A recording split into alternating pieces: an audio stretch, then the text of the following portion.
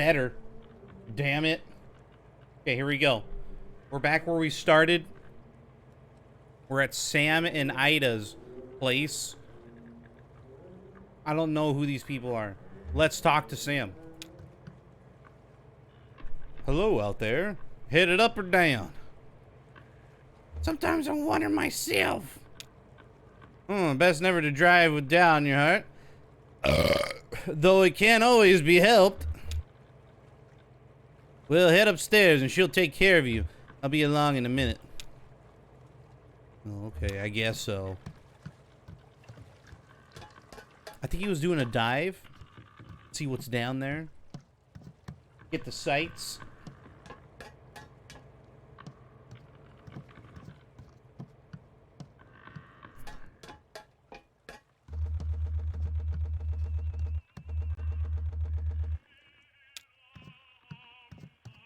Something going on back there. It looks like a zombie back there. Just in time. We've already finished eating, but we're about to place a to-go order for Clara. She's back on board, getting ready for a show. Take a look at the menu. I'm sure there's something you'll like. Ida is a bit of a local celebrity for cooking, I mean. Hi, Ezra.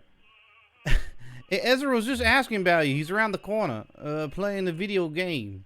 Maybe go let him know you two are back, or where's the old man anyway?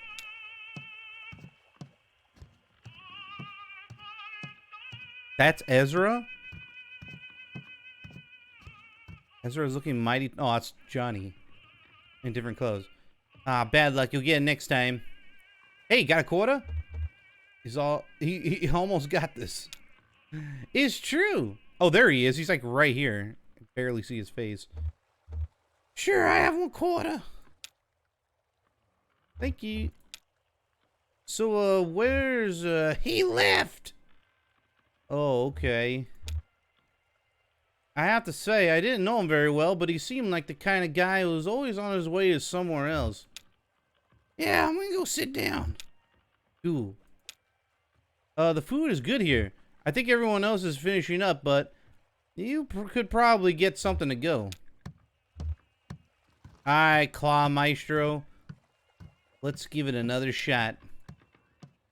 Let's see what's on the top of the pile here. There's a stuffed octopus, a plastic bag full of clamshells, a cowboy hat, and some big headphones.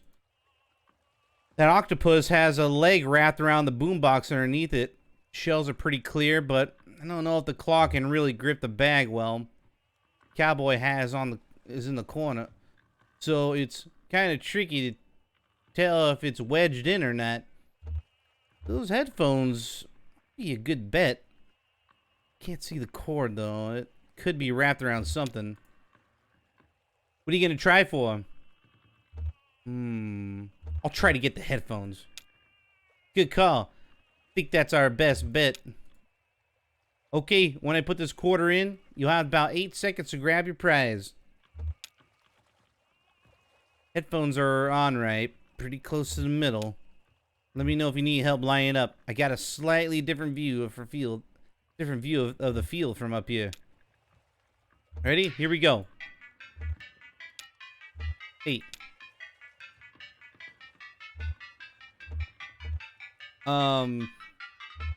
Up.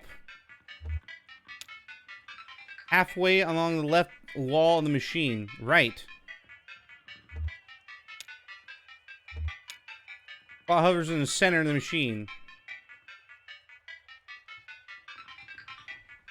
Ezra pushes the button to drop the claw. Does this look right? You're too far to the left. Okay. Left?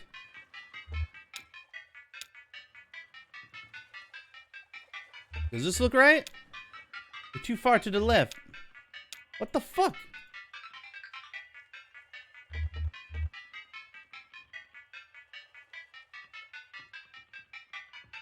Up? Too far to the left. I can't go left anymore. Fucking... the left. Pushes the joystick up. Does this look right? You need to pull it a little closer.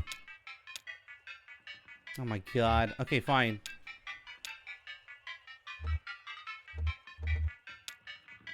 Too far to the left.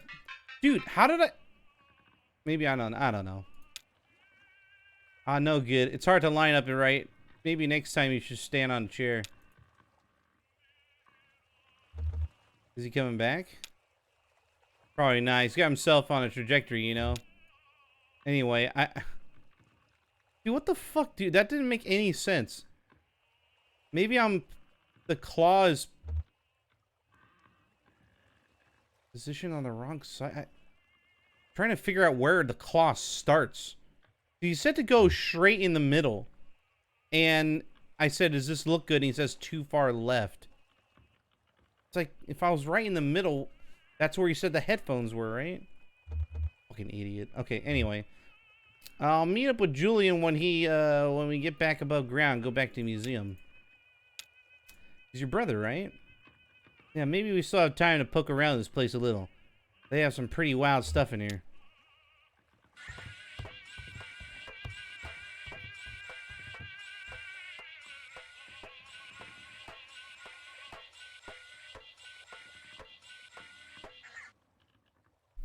Hey, did you see this? You keep a table full of fake food over here, never known why. Actually, I think it might be real food coated with shellac or something, preserved. Oh, and look, this tentacle-looking thing is half-eaten. Is this someone's meal that they didn't finish? Tentacle? Gross. Man, I don't know. Some people really like that stuff. I had some fried calamari once at a gas station. It was pretty good, but I stripped the gear trying to chew the beak. You're supposed to take that out. If Sam and Ida preserved this half-eaten meal, it must have been pretty important to them, right? Maybe it belonged to someone they care about, like a beloved uncle had a mid-meal stroke, so they kept it in his memory. Who thinks like this? What? Yeah, like these sunflower seeds my folks left behind. I'm sure you folks are fine, though. Are you worried about them? No, they're gone. There's nothing to worry about. I just miss them. Oh, okay, well. I know what the deal is with the table, but sometimes people do weird stuff because I miss someone. Yo, what's up, Ray?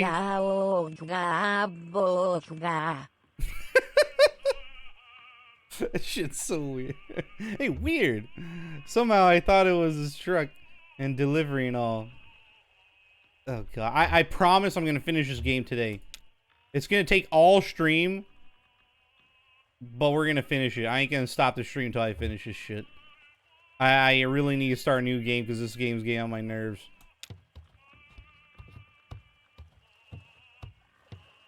Okay, wait. We're somehow the truck delivery and all. It was. That's what she's saying. He just left it behind. But you're going to deliver it anyway. Why? He's my friend. He needs my help to finish his job. That's right. He's our friend too. Johnny and I will help you unload when we get there. Lift with your legs, Cricket. Yes, ma'am. He passed out. I'm sorry. So how's everything? How's the sweet cave snail? Devastating. You're a killer, Ida. Well, I can't take all the credit. Sam came across his whole cave snail colony down there about a year back, and we've been leaving rock candy for them to gorge on since. We just started harvesting earlier this month. Yes, it's all about patience down here. Everything grows more slowly in the dark. There's a fish in the Lake Lith that lives to 200 years, and its flavor profile only develops at about 75. I've got a pot of bones in there that's been stewing for the last week. I don't remember why I put them on. Come to think of it, I don't even remember what kind of bones they are. Hey, we need one for the road. Clara, she says she wanted something primordial. He said, What does that mean? Maybe she meant something from very deep in the lake. Ah, could be. Here you pick. I'm no good at this. The salamander log. The sweetwater cuttlefish spread. With balsamic spinach. Let's go with the salamander. Oh, it turns the page.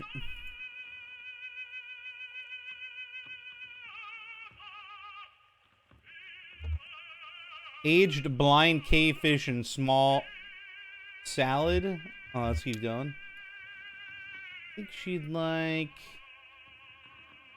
blind salamander black bean soup, mussel hot pot, poached barnacle,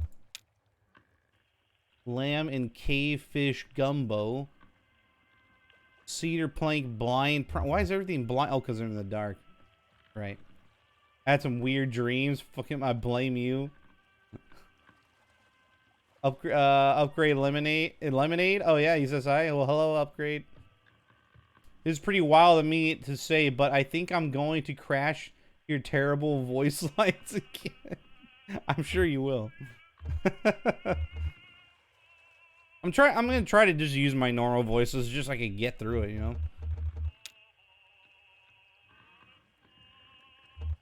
Here you go. We'll do the crayfish. Good choice. Your friend will love it. I'll have the right out, sweetie. Crayfish, baby. Kentucky style. No, I want... Oh, you want me to do the voice lines. Well, I'm doing it mostly for Shannon, so... You'll just keep it at that, I guess. I've, like, ran out of ideas. Ezra leans over the table and carefully examines the preserved food and drink. He prods a half-eaten tentacle. Yeah, do that. Tentacle is solid, fixed in place. Hey, we used to steam those. Juicy. But I prefer them smoked now. Sorry to startle you, sweetie. Whose food is this? This is the diver's table. This was the diver's meal. This food's about 15 years old, it's true. Things were different then. Nobody came to eat here. We were fighting just to keep the lights on. Sam, my husband, Sam, was depressed. He couldn't catch anything. That was part of the problem. Most of what we served was shipped in frozen or dry, and I just threw it in the fryer. We both come a long way since then. Well, two young men came in for dinner, seasoned divers. They said all over 10,000 hours between them and the Lake Lethe alone. They'd been out all day salvaging parts from a riverboat wreck and had worked up a fierce hunger, they said. They ordered the whole menu without even looking. It was a short menu those days. I sat them right there. Or I sat them right here and went back to the kitchen. Sam was at the next table doing Sudoku and drinking malt liquor. His usual routine at the time. An hour later, I was cleaning up when Sam came bursting into the kitchen.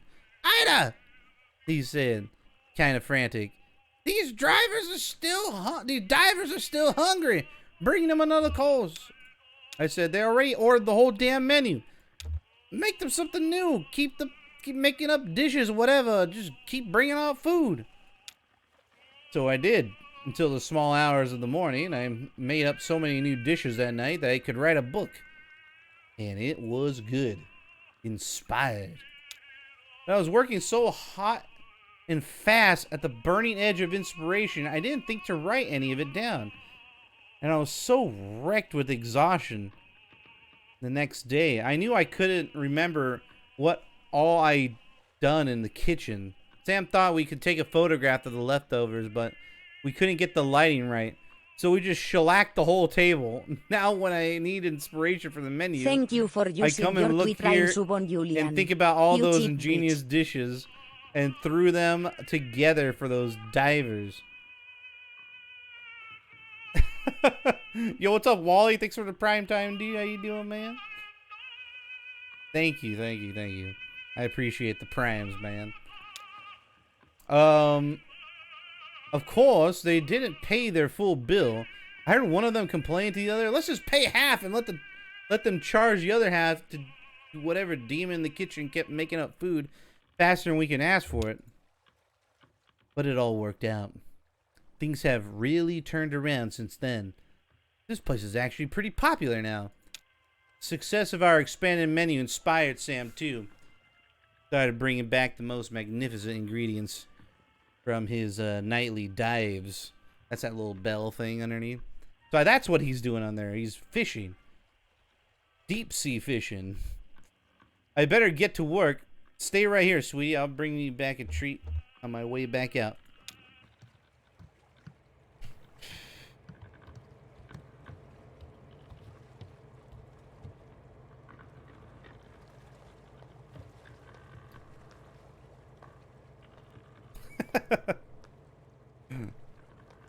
Oh, is that the treat?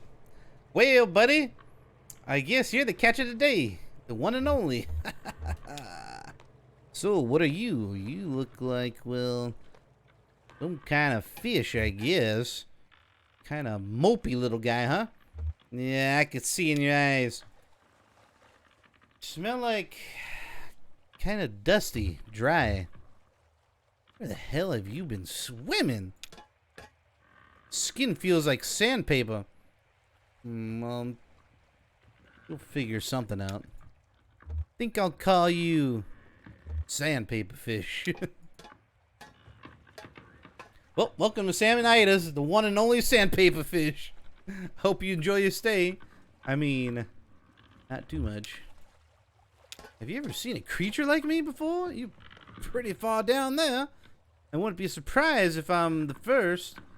Except there were 2 divers who went before me long ago. Maybe that was before your time. How old are you anyway? He's talking to the fish right now. I don't know why. A long conversation with the fish. They ate here once back in the bad old days.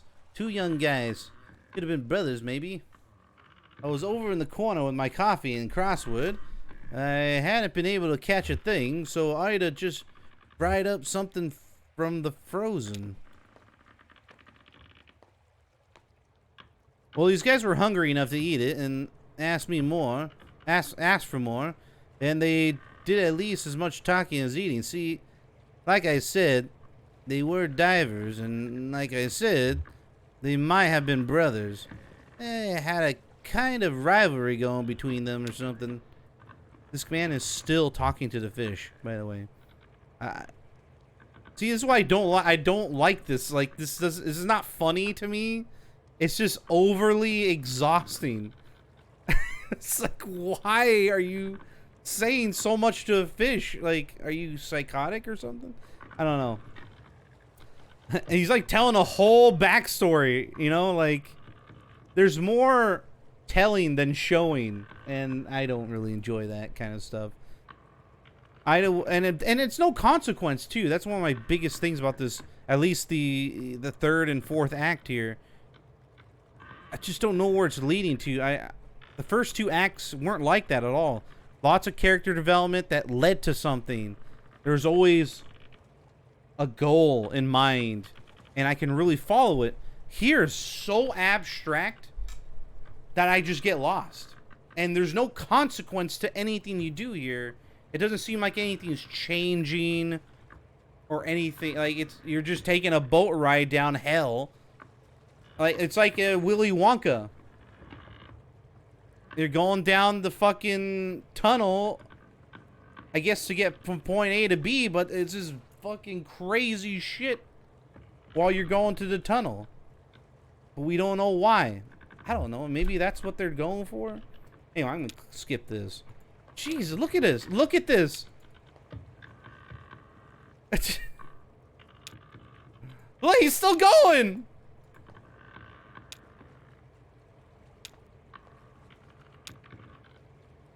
The sandpaper fish goes limp. Oh, I wonder why. Because you're talking his ass off. Ah, hell, listen to me. What do you care about all this anyway? I ought to just let you go in peace and quiet. Dignified, the noble sandpaper fish. See what I mean? Like, it's fucking absurd.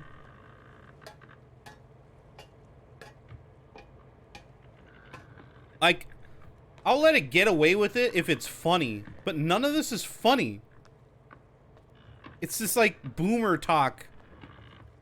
There's not even a dad joke in it.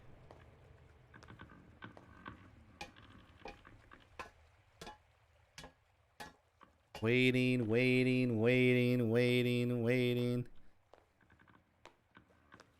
Hey, wrap it up, old man.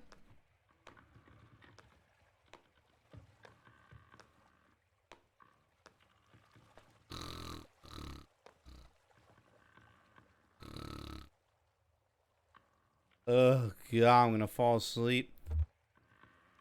Hey, Sam, good haul tonight?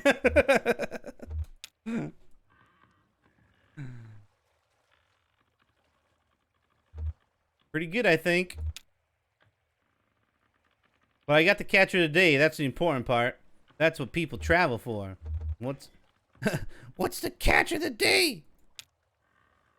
This here is sandpaper fish. Mopey, sandpapery old fish. I don't know how she'll fix him, but the sandpapery quality ought to do something for, what do you call it? Mouthfeel?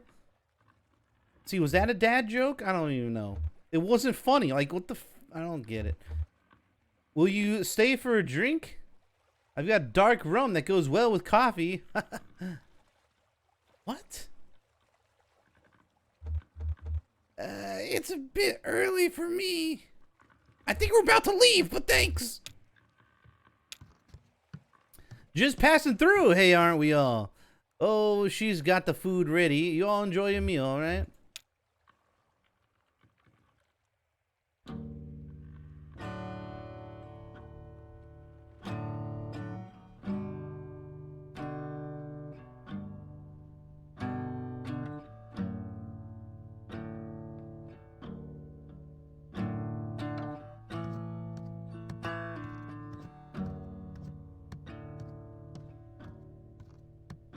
This world is I love this music. Home.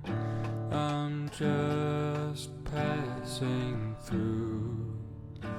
My treasures and my hopes are placed. Why isn't there more of this? beyond the blue. Many friends and kin have gone on before, and I can't feel at home in this world anymore.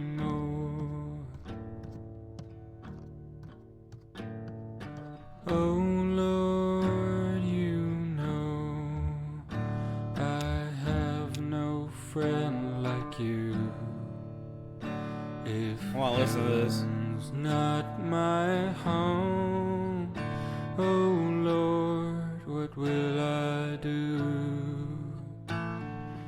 Angels beckon me to heaven's open door, and I can't feel at home in this world anymore.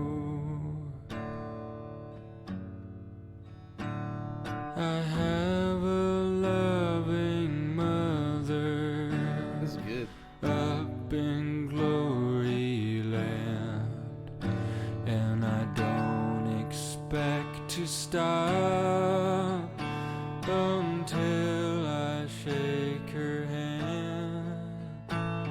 She's waiting now for me in heaven's open door, and I can't feel at home in this world anymore. That's good. I like shit like that. I wish it carried on more. When we were in the forest, they had the people playing the fucking guitar and banjo there. I enjoyed that. See that? Looks like a whole bunch of garbage. What is it?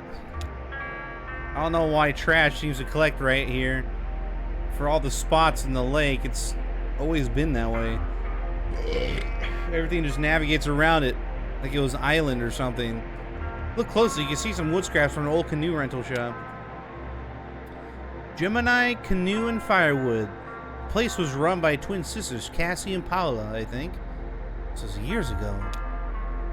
These around canoes to tourists, campers, pilgrims, folks like that. We must have some kind of deal with the distillery. You always see a couple of hard time boys posted up to the dock peddling small bottles to their customers. Cassie and Paula worked those old canoes to death. Wrung every penny out of them. They only take one out of commission when it was truly demonstrably dangerous. Then you can get a refund unless your boat was visibly taking on water. Side business in the firewood was a stroke of minor genius. Yeah, this clustered place makes a decent local museum. It's a good history as I could ever tell. Anyway, we arrived at a small houseboat neighborhood that sometimes hosted concerts for pleasure and for residents, where Clara was scheduled that night to perform. Nice. Junebug and Johnny watch a show from the dockyard with the others. Yeah, I want to see that. I want to see a performance.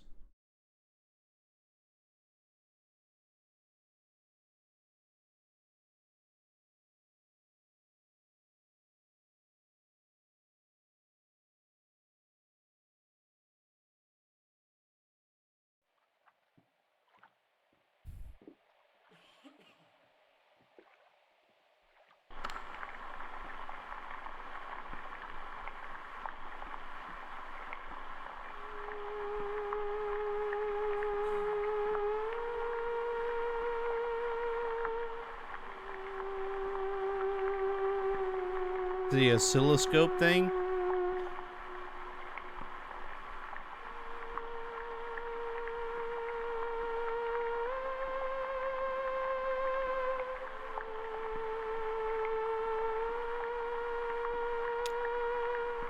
Oh, I remember this. I told you Yeah, you don't have to say it. Only because it's always true. Oh, you play at the flower shop. Siriana opened. He was having trouble with his tape machine, so he kind of drowned out on the lap steel. He got really into it, and he went on for like forever. Everyone was falling asleep. Not everyone.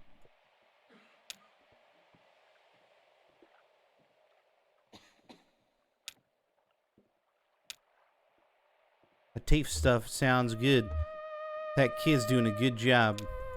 Yep. He's a natural born tape player. So, we were talking about him earlier at the gas station. Sure. I haven't forgot, Cricket. Ooh, yeah, I know. Annie, what do you think about Ezra's traveling with us for a while?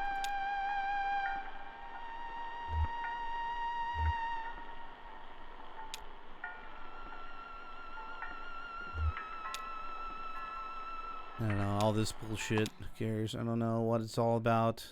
About cats and Siriano for some reason. If I sound hesitant or something, it's just when we met, we were nothing. Just like these little gray shadows. We grew and filled in. And we did it all together. Ezra, sure, he's just a kid, but he's already a person. What? What would that do to our system, our chemistry? Stepped outside in the warm night air. Turned left into the alley. Yeah, I got that masters for the new record back from the Laser. Or Lazar. They're okay, but what? You listen to them without me?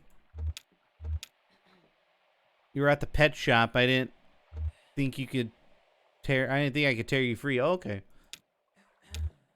There's a few spots where the strings distorted a little, and the whole thing was way too much reverb. But overall, it sounded pretty good.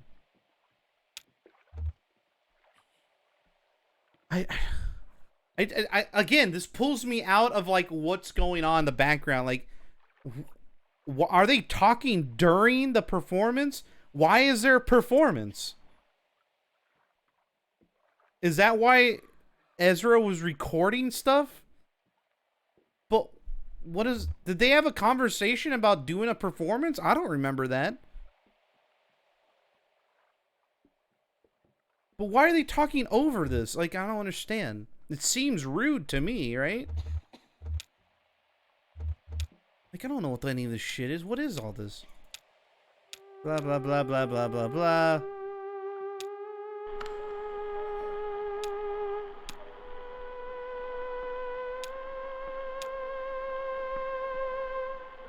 Okay, there was a tense 5 minutes. We, the audience, alternated between fearing for our lives and lamenting hers. I could have given her a kind of emotional experience to play this devastating song. Slowly, gently, Clara's hands came to rest. Theremin went quiet. The glass stopped rattling. The room relaxed, unharmed.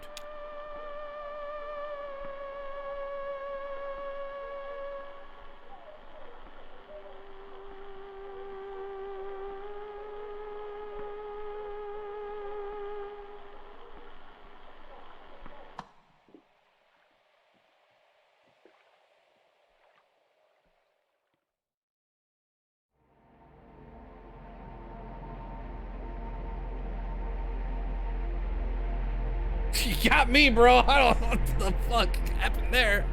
I don't understand. Was that supposed to be intriguing or something? I don't even know. I met a photographer once. I mean, one in particular. She even took my portrait. Can't imagine why. She said it would immortalize me. That was a metaphor, of course. She meant I'd never be forgotten. As she was disembarking, not far from here, actually, the film fell out of her bag and was borne away by the current. I was working on deck at the time. She shot me a sad, apologetic glance, but I wasn't bothered. It's no shame to be forgotten.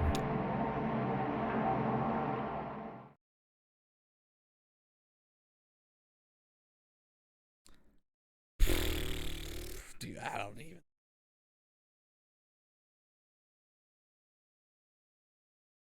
Silo of the Late Reflections. We were talking about this. Silo thingamajig. Oh, well, look who it is.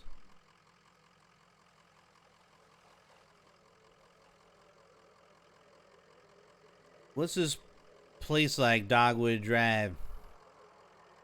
In a small town or what? I really don't know. I never got a manifest the old man had in his truck here. The set's antiques. Mail order delivery. No return addresses. Shipping address. 5 Dogwood Drive. Packing list. And it's just numbers. I guess the inventory numbers of the antiques he was supposed to be delivering. Anyway, I'm glad you're coming with us. Yes, I'm always eager to see more of the country, and I enjoy the company. I'll have to find a bus or train to get on to Nashville by evening. Well, they have buses everywhere, right? Or, hey, I could drive you to Nashville. Seems I have a truck now, only how are we gonna get up these stairs? That's quite a staircase. Is there something we could do with rope? Sure, I could think of a few things. Nothing that'll get the truck upstairs, though.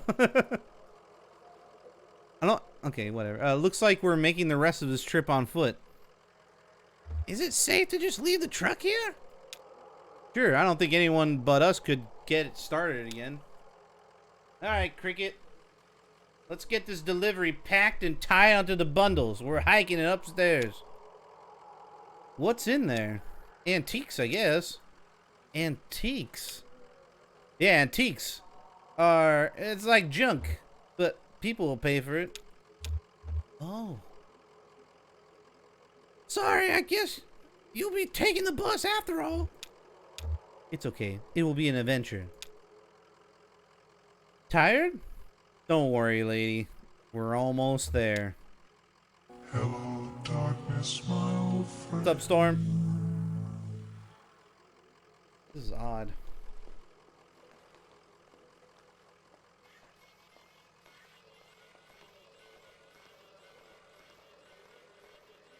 Why are there I don't know. Bored out of my mind and confused. I really want to move on to another game, but we're almost done with this, so let's get on to Act 5, I guess. Should be happening soon. Please be the end. Let's start Act 5, dude.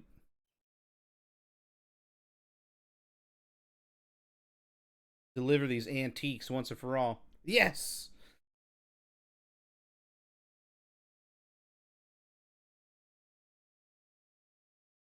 Let's fucking go! Alright, Act 5. Final act, everybody. Let's hope it ends with a bang. A town, ooh. Interesting. A town, you say? Office movie double feature in my home theater today. It was fun. What'd you guys watch? Begs the question, right?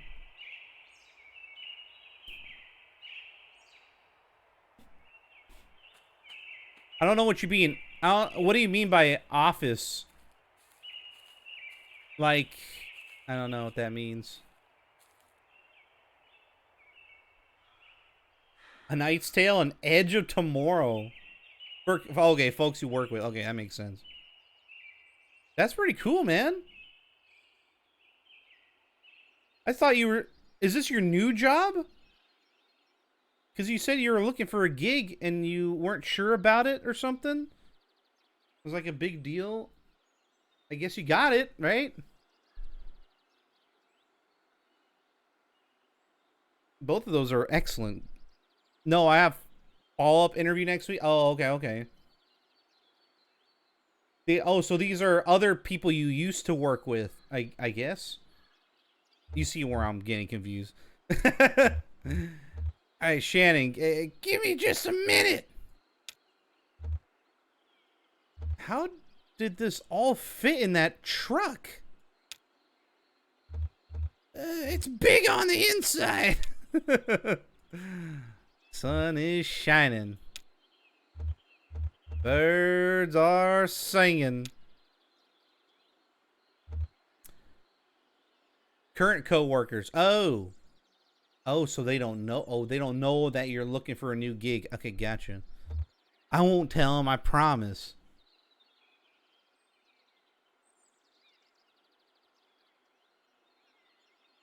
Wait, what?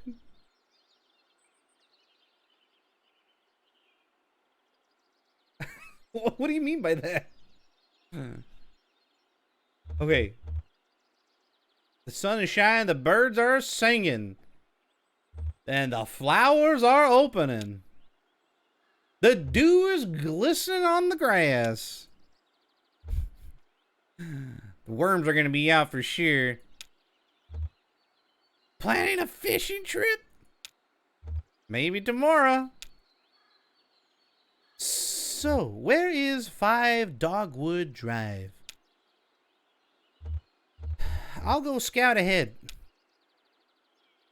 Okay, holler if you find anything.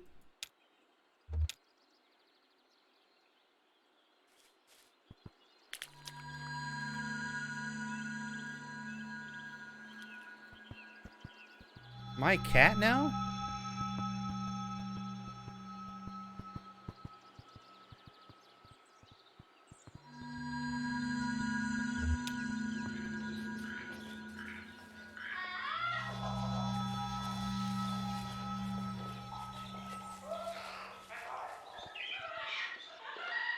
Jorge scanned the shelf. He quickly found the book he was looking for. There were only a few dozen left, more shelves than books. Now, the result of an experiment called the new selection, privately called the Purge.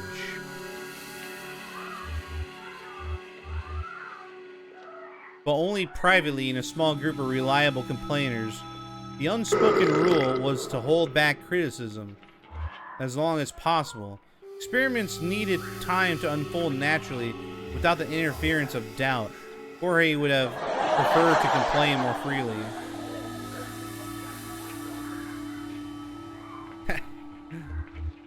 Now, I've been doing it. You just been putting it on mute. I have no idea what just happened. Ezra said he was going to go take a look, but now Ezra's a cat? And we found a book?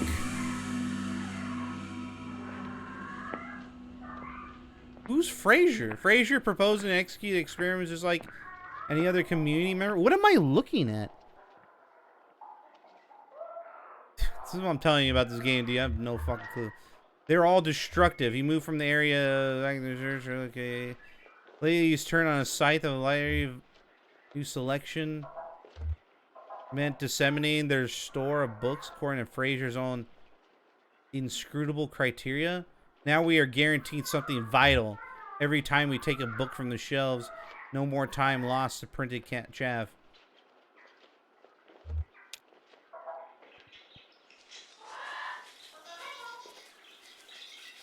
What?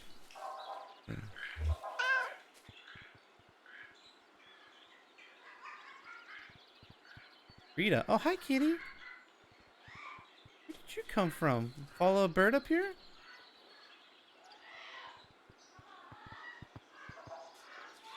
These folks, the ones who built this thing, they chase birds too. Good kitty. Alert meow. Lizard darts.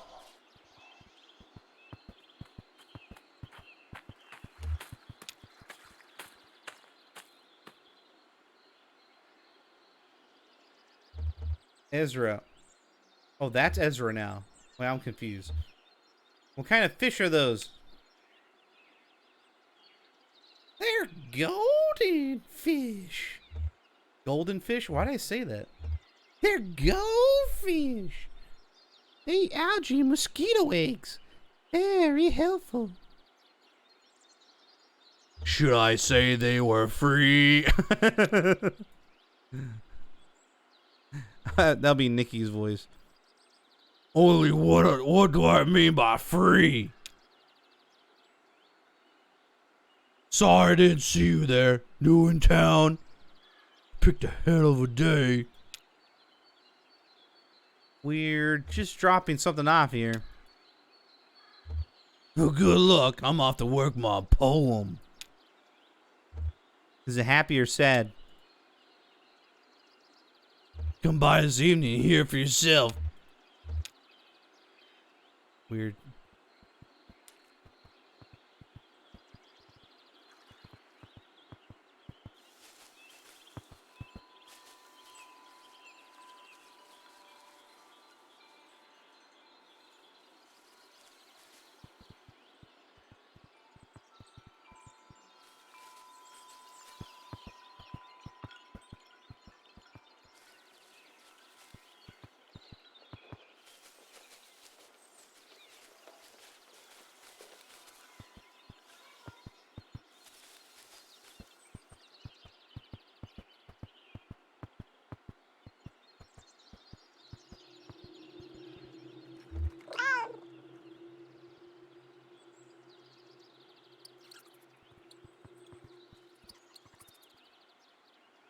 A bunch of mice here.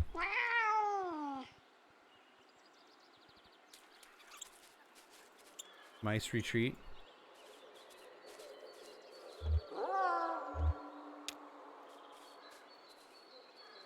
That's the hole. That's weird. Sleepy and singing again. Choir, maybe? My eyes aren't adjusting to the light. Want to borrow mine? They're kind of flickery, but okay. Want to see? All right, I'm okay for now.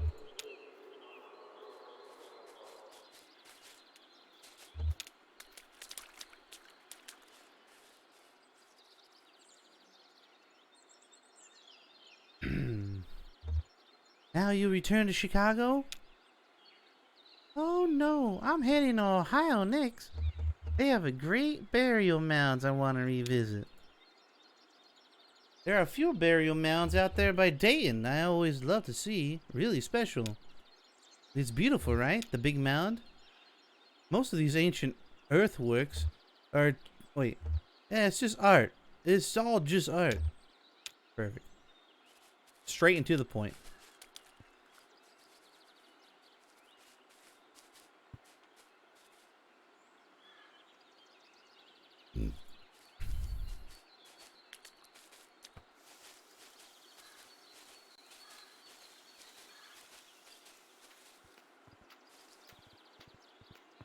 Trying to figure out why I'm a cat.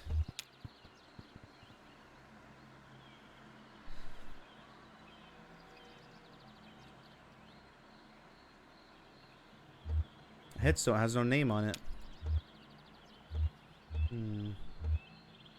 Maybe it belongs to a wild animal. Maybe one animal buried another. That's why it's blank. Animals can't write.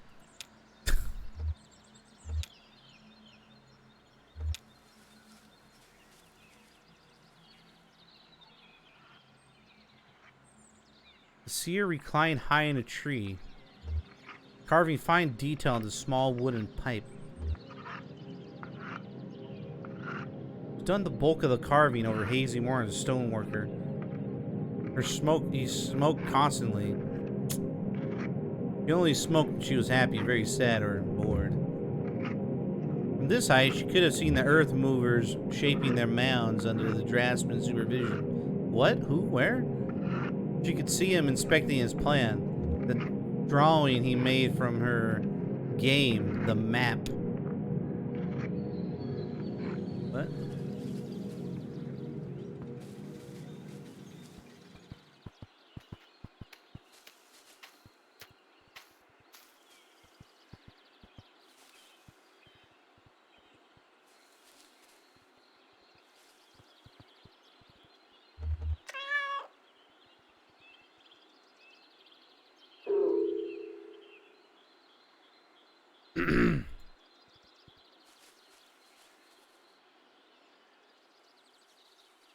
What?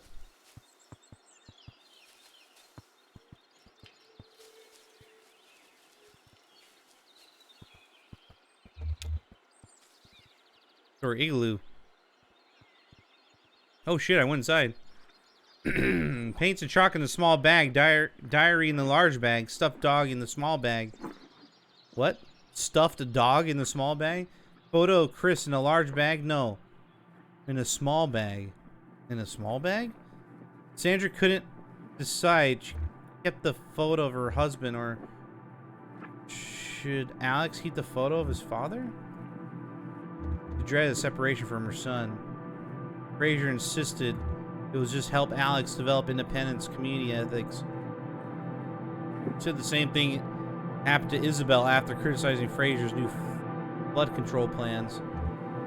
Set everything down, closed her eyes, massaged her temples, and wondered, not for the first time, how Frazier had consolidated so much invisible power so quickly. How had he done it? Had he in fact done anything at all to claim this incredible lattice of influence? Or had they simply blindly given it to him?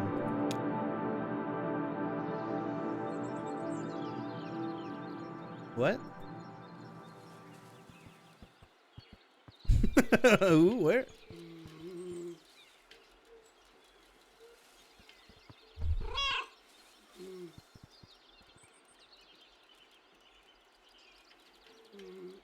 Yeah.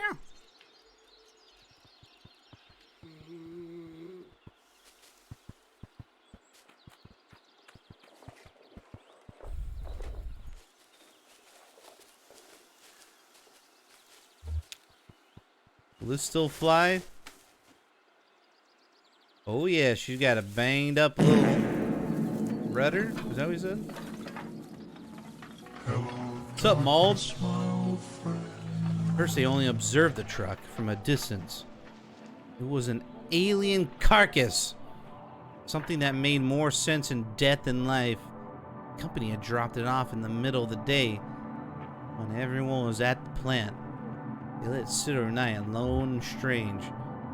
Nikki thought it was ridiculous, but Ron approved. To Elmo, the truck was simply beautiful. I have no idea what's going on. And town didn't produce much garbage anyway. You said who would drive it and where?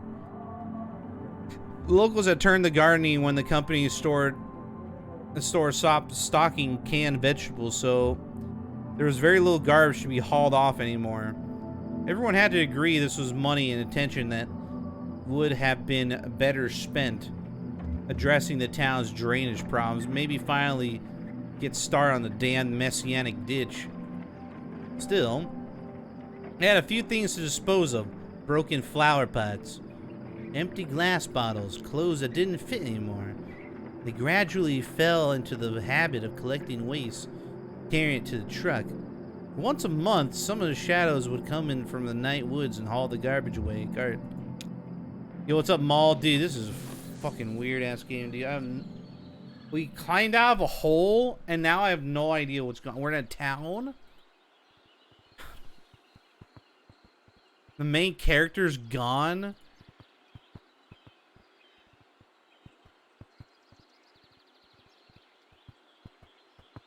I'll have her up and running soon.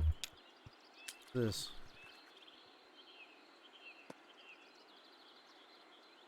Elmo gave Rita a tour of the cameras and wiring. She'd been through a certified program on the public broadcasting at the community college. No surprises there. Nikki showed her the video data bank. James demonstrated the Sandin image processor. Then Ron came barreling in with an urgent expression. Sounds like a normal day in Kentucky to me. I guess so.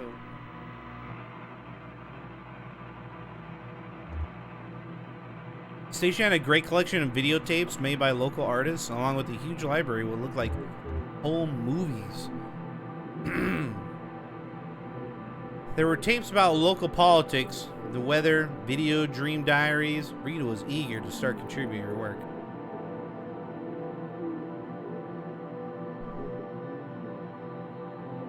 It wasn't quite the radical guerrilla television crew she dreamed of joining. This group seemed more interested in sharing the town's home movies than culture jamming the interfering with corporate stations, but she liked the focus on local concerns. Ron's news was clearly bad news. Rita's heart sank a little as they listened. She knew things were unraveling. Knew from experience what that looked like. But as she listened to Ron detail the power company's sudden withdrawals from town affairs, she heard other possibilities. She studied their faces and found concern for sure, but also something like relief, hope, and awakening to play. Nikki looked like she might have been daydreaming. These were people Rita decided, ready to step out of the company's shadow and build something of their own. Ron said the TV station would still be funded, but by court order. That would be their anchor? Could that be their anchor?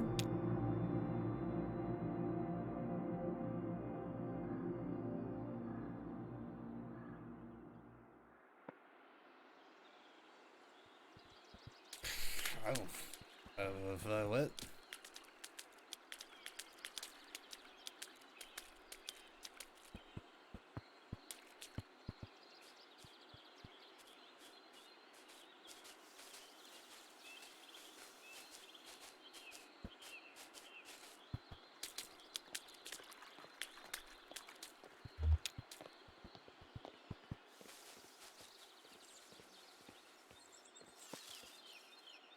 Six or seven men stood in the sun about a dozen yards from the ditch.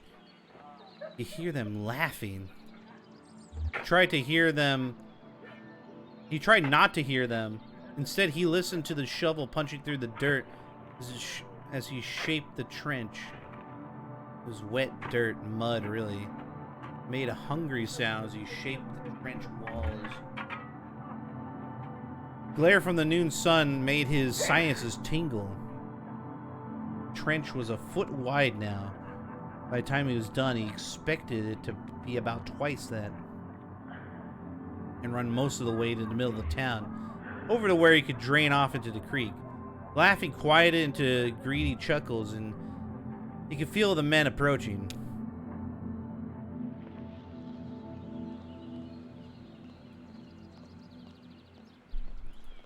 Cool. All right, here's everybody. Well, there's the mailbox. Says 5 Dogwood Drive.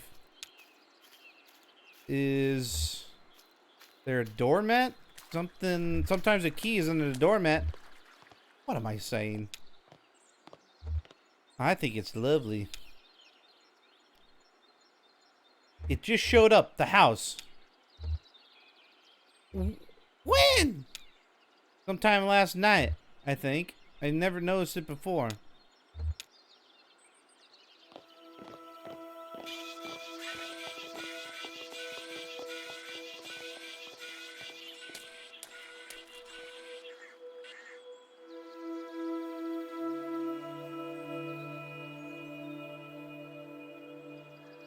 Nobody lives here? Well, somebody ordered furniture. It feels warmer in here somehow, right? Warmer and brighter. Nice. Real nice. Light here's pretty gray, actually. Set up a new workshop here. I could fix TVs again. Whatever people need, hell, I could fix toasters. One could really fit a lot of books in here. There's so much stuff just spread all over the place from the storm. We'll get that all cleared out in no time. Feels like it's time to move forward. You can put on a play for all the animals. I'd like to see that. We saved what we could.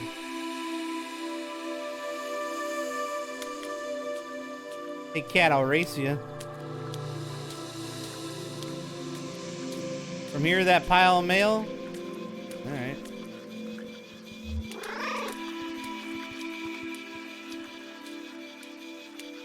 I'm standing here. This is the starting line. Ready? Get set. Go!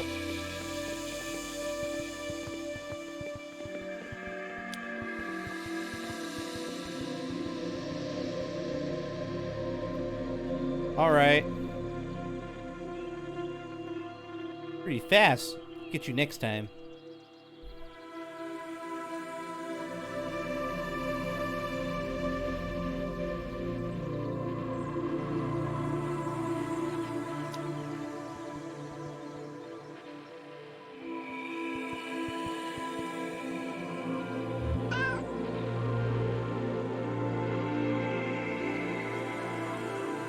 Hi, kitty. Chatty meow. Yes, it's a beautiful day. Guess the weather was pretty bad last night, though. Confident meow. You're a chatty one, aren't you?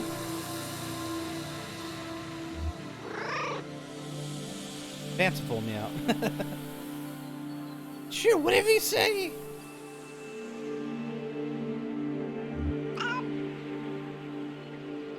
Curt meow. Alright, well, take it easy.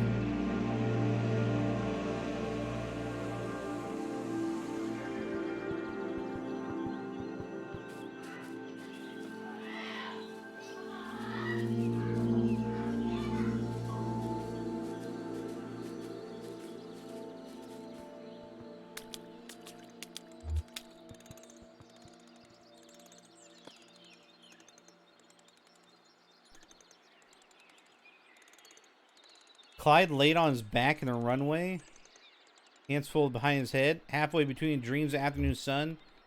He entertained the momentary delusion that he survived a plane crash. He was vaguely unhappy when the dream faded. Coming into land, he slammed into the truck, and the driver probably thought the runway was another road. The runway smelled like oil. Years of leaky light aircraft taking off and landing.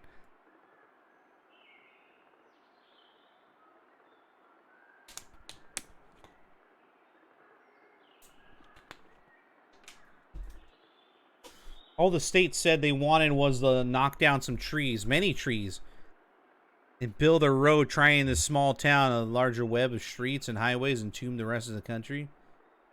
Clyde and his inner circle of stunt pilots turned mail carriers knew that a road would be the end of their secluded paradise.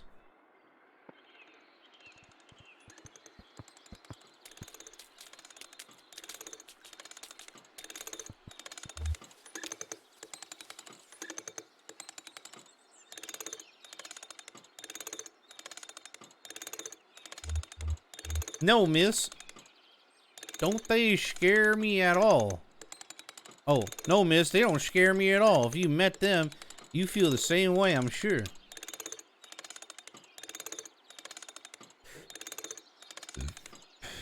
There's a very old one. Nobody can quite figure her out, but I can't imagine she means any harm. What is he doing? Is he, like, raking in a dead horse? I do my best to keep the roof mended. She doesn't like the rain. Well, but who does, right? I'm leaving at sunset. If you like, I'll help you find a bus back to Lithuania, you said. My uncle's very... well, he's dying. I should be there, I should be there to see him through it. But with everyone gone, who will feed these ghosts?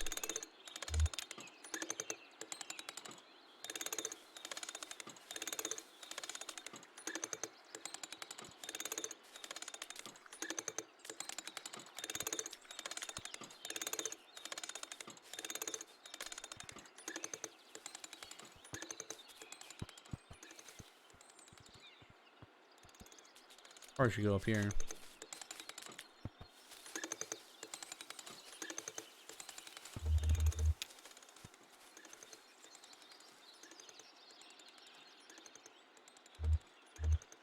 How'd you all get food out here? Slow-mo crow. Caw-caw. That's what I figured.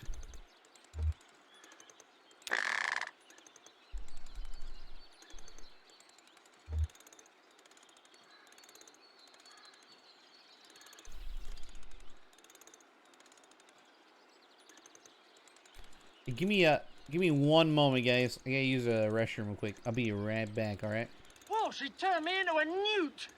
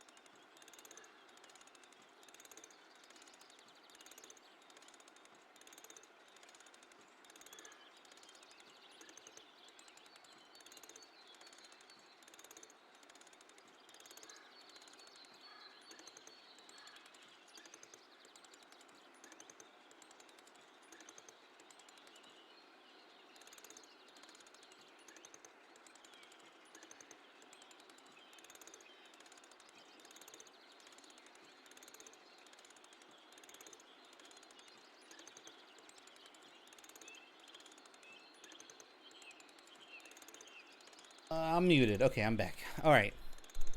So we're talking to a crow. I don't know why. Why? You tell a series of chitters. I guess we could, but it sounds like a lot of work.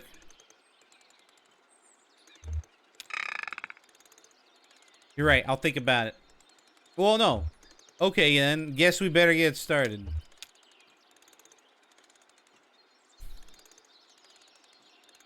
I don't know what those two are up to.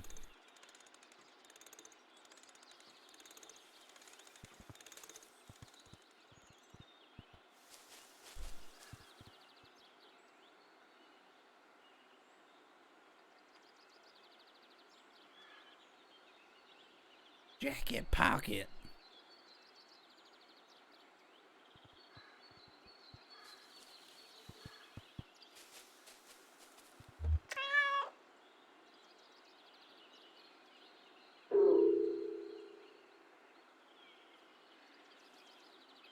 Do you want me to do something about that? Like, I don't get it.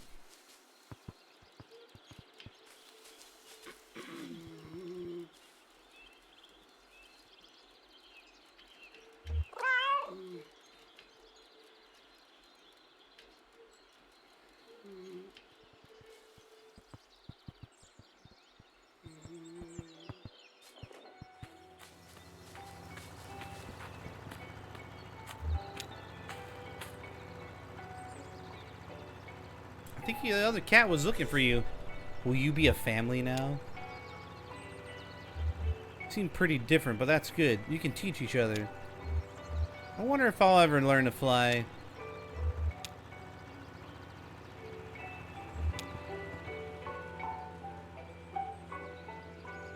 Nice little setup you got. Yeah, it's alright. Many afternoons have come and gone right here listening to the radio. Taking a break for some maintenance work. How's she looking anyway?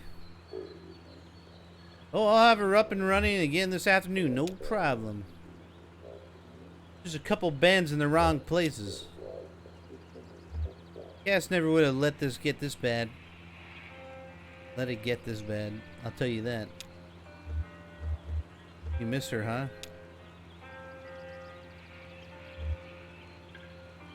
She was a kind woman, that's for sure.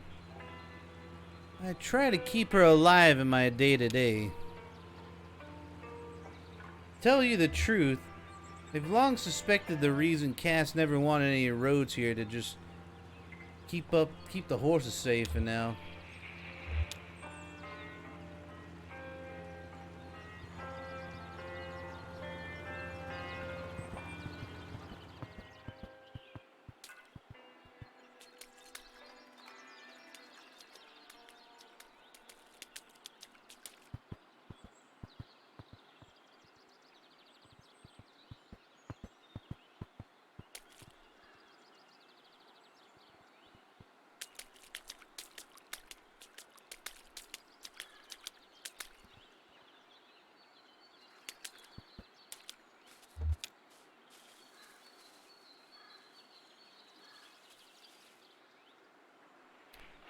Rita tore up weeds. Elmo stood next to them with the bucket. Passed him the uprooted weeds. Stuffed them in the bucket.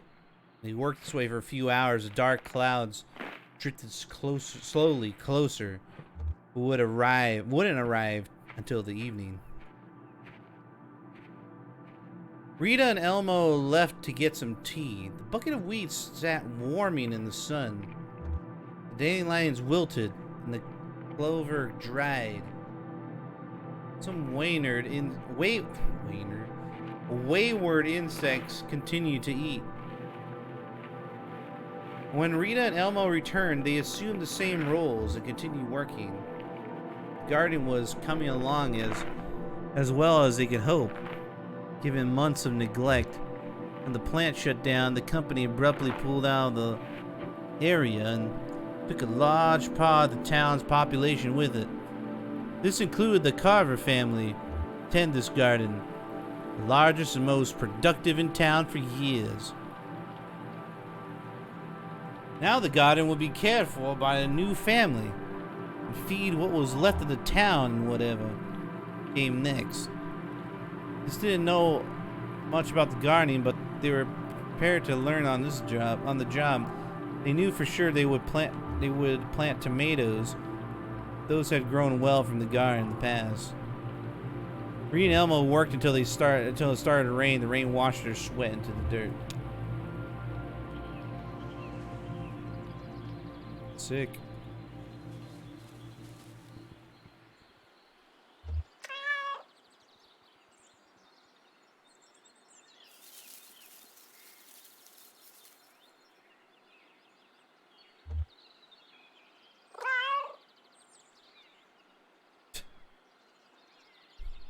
No response.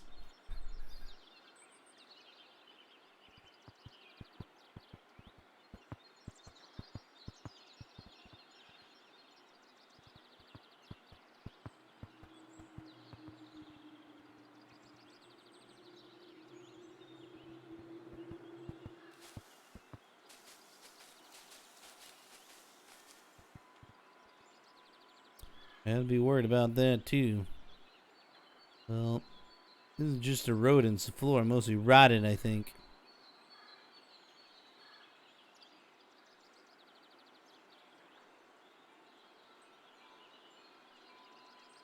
Surprised you're still standing after last night. All the buildings?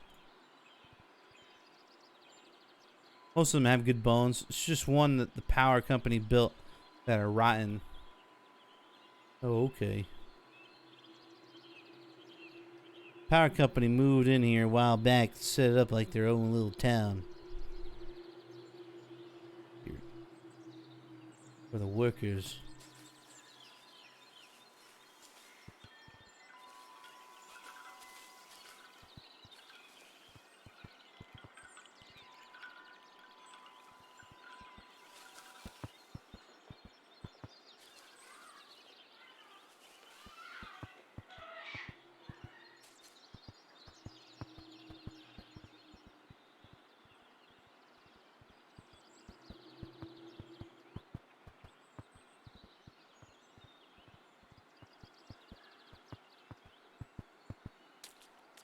What's this bell?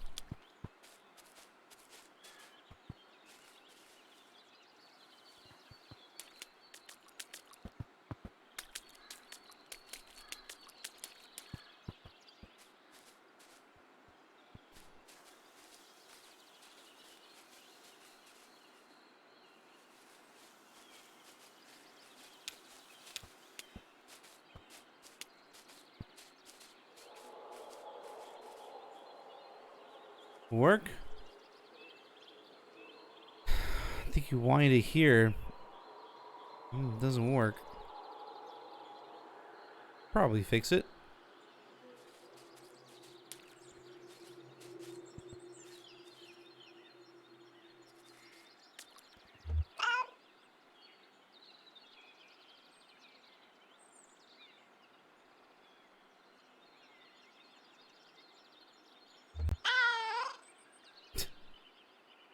Meow.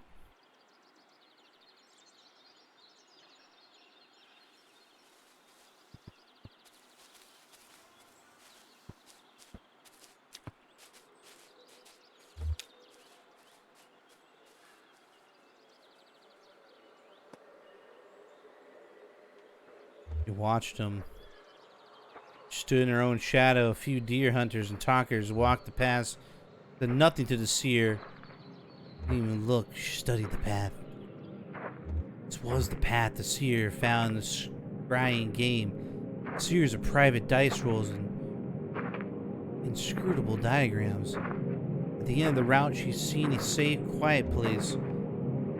Caverns of leathery black birds, a lake of eyeless fish, towering flame. Now the diver walked the mounds, memorizing the route. He was almost ready.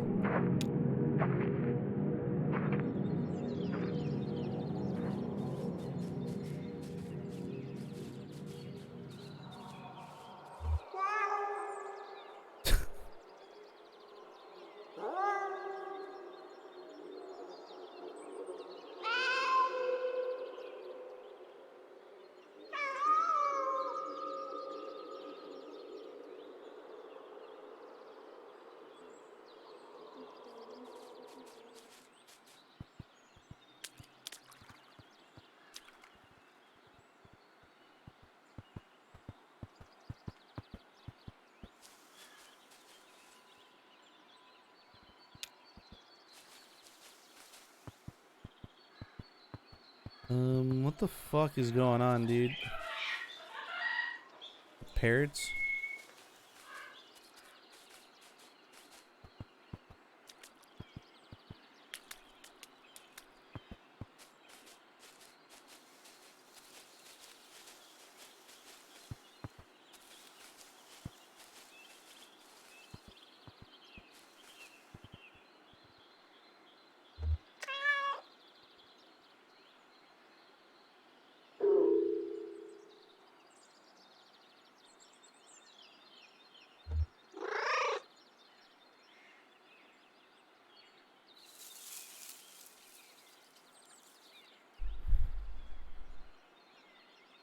Frog? That's what was in it?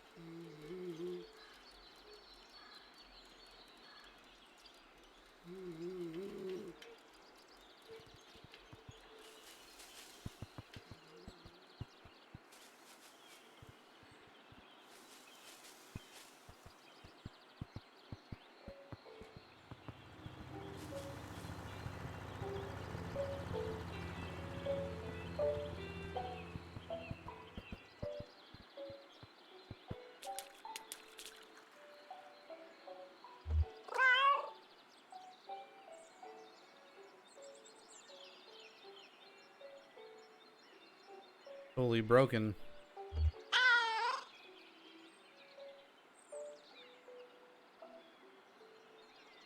Waterlogged tapes. They might still play. Who knows? All the VCRs are shot. Sad meow.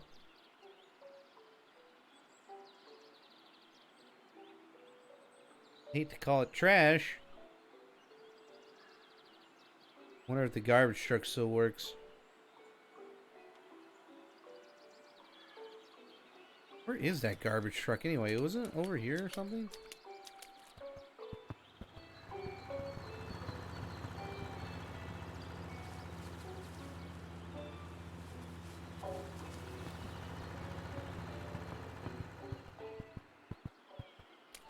Alright, this is getting really boring. There's something I need to do.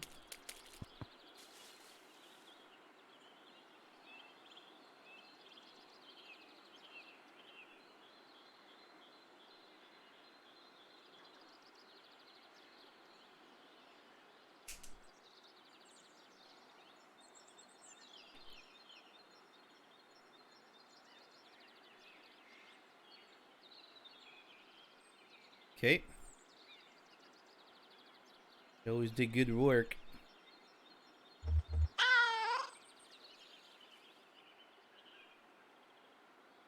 It's a memorial. Cool.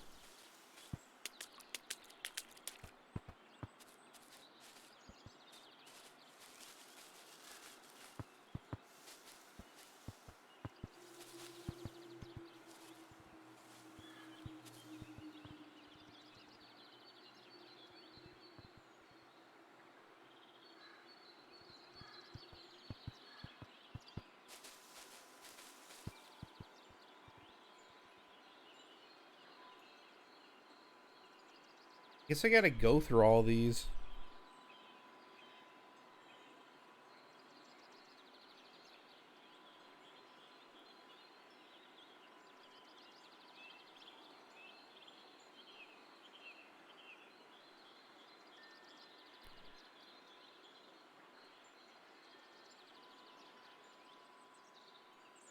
Oh, yeah?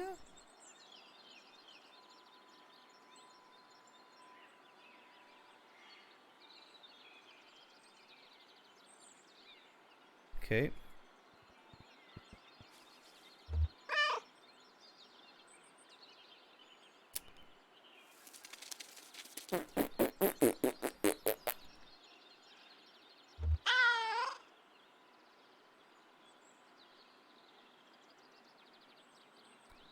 squirrel?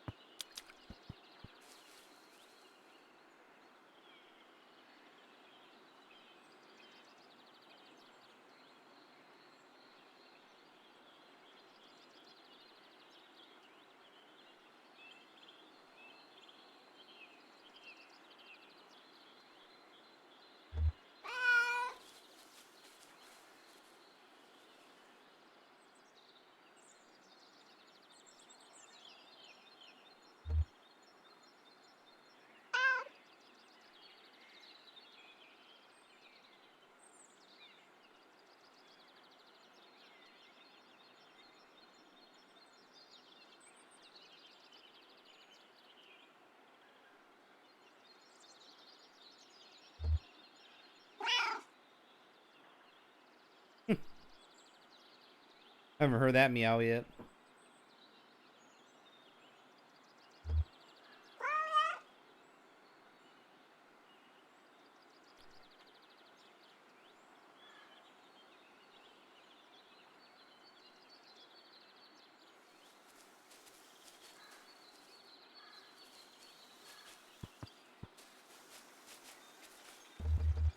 There you go. Progress, finally. I saw that design on the barn somewhere. It really spoke to me. I had to pull over to sketch it right away. Do you think it works for this? It's nice. What is it for? They're gonna put this up on the old barn as part of the ceremony. I'm honored to tell you the truth.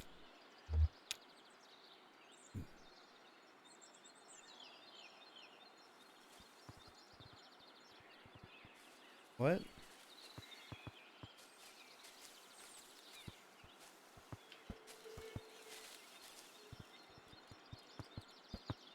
Looks like she woke up.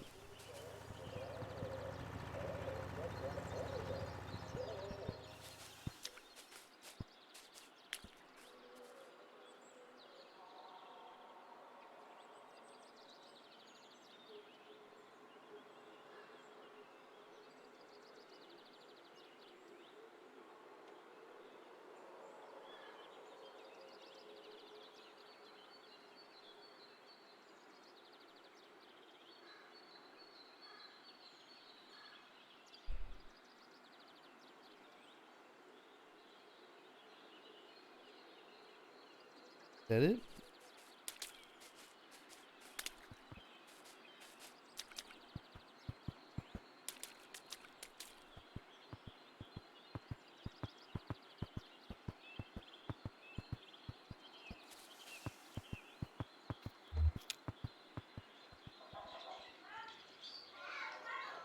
At this place. The library. What a mess. Basically like this building's only next of kin. Because they've chosen to be one to remember it. I'm the designated rememberer. Whenever I had a quiet moment to myself, I could close my eyes and picture this building. Floor, the ceiling, the arc of the hallways. I like that kind of history. The lived-in details. That's how you know people have always been people. Always made choices. Nothing was inevitable. You fit in right here, sure. It's a mess right now, but it's some residual energy from all the fearless experimenters that I don't think will ever dissipate. I could stay here. Oh, hi. Hey, aren't you? Yes, I am. We were talking about the library. Oh, is this your family? Sure we are, right, ma'am? Whatever you say, Cricket.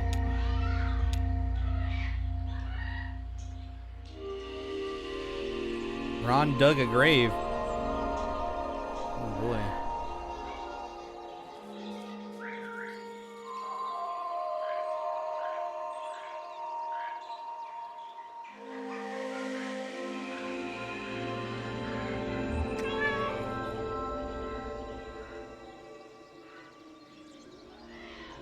Never read it either.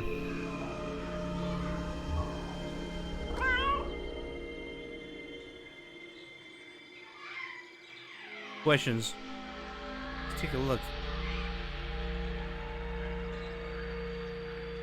Here we go. Minerva, Circe, Sappho. Some ladies from the Bible.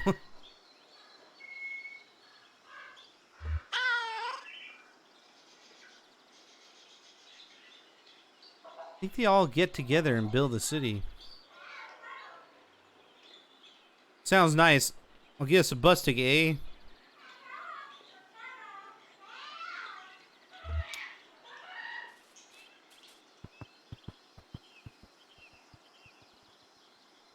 Hey, it's Elmo. Ha ha. How does Elmo sound?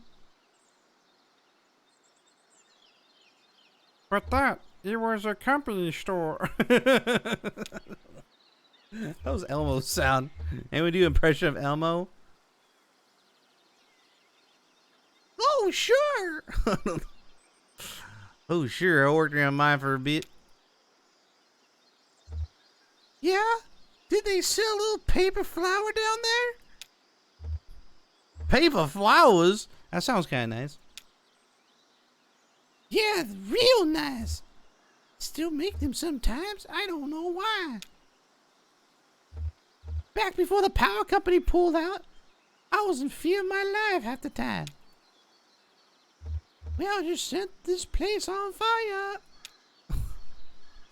No way. I like to see the cafe reopen. Ice cream?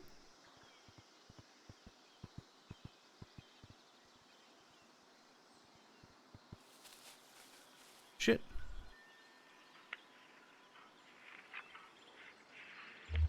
3A, lay paper flat. 3B, bring bottom left corner, top right corner. 3C, crease with firm, steady pressure along diagonal fold. Nikki only applied gentle pressure. Looser flowers felt more alive. Rolled her wrists. It was the 6th hour of her assigned company store shift. She made dozens of flowers. Ron had bought a bouquet and cleaned out their stock that afternoon. 11. Repeat steps 4A through 7. For each petal, take care not to rip the filaments from step 9. Put Ron's bouquet down the sale ledger of a romantic bouquet. But really, he was just buying it in bulk at a small discount. Since the company started allowing residents and workers to donate paper flowers to Aunt Connie for civic enthusiasm points, exchangeable for sick days, they had become kind of a shadow currency for local trade. Commotion outside caught Nikki's attention, men yelling below the landing. Put her down her work and stepped outside to see what the crowd, just in time to see the crowd disperse. Okay.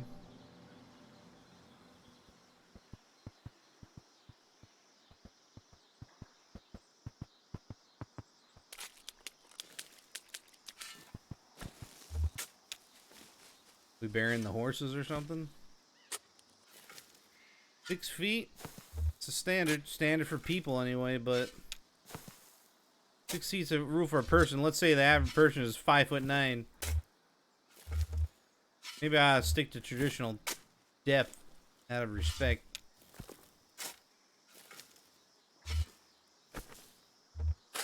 What are we burying here anyway? Is it them or us, or a mix of both? Well, I knew damn sure what I was pulling out of the water.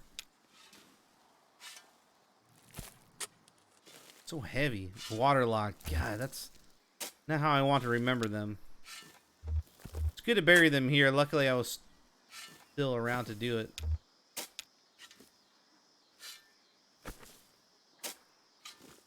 Okay.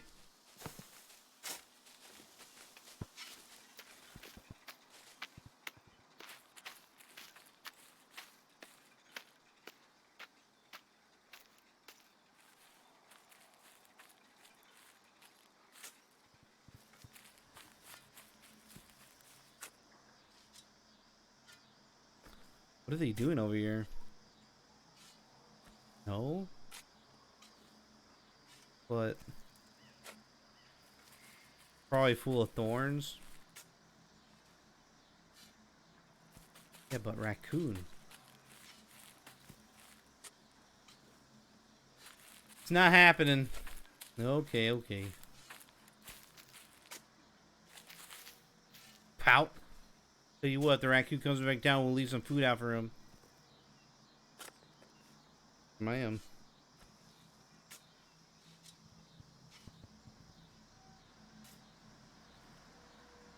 Why don't you run that graveyard? Why not?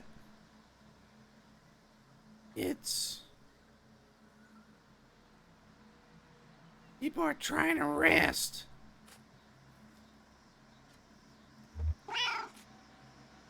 Annoyed me out. Agreed.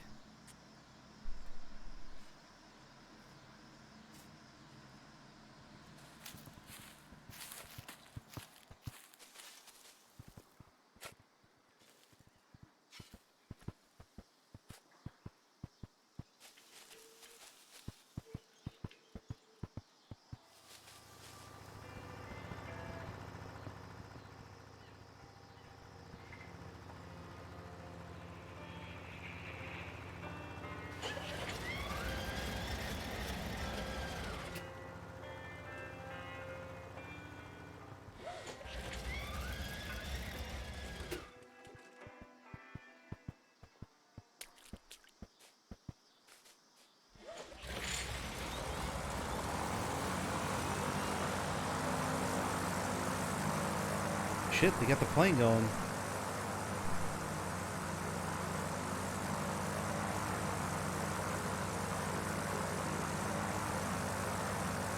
And for greater things. Oh no, they turned it off. Yes, ma'am.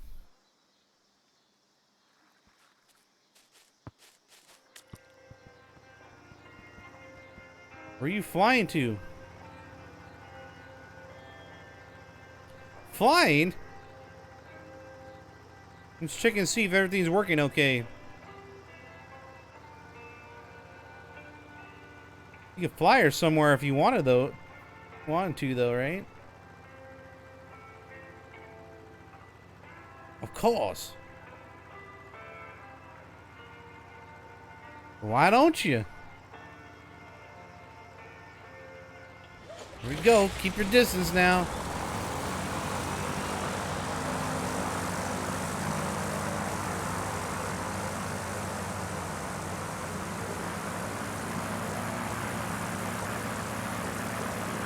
What's up, Mad?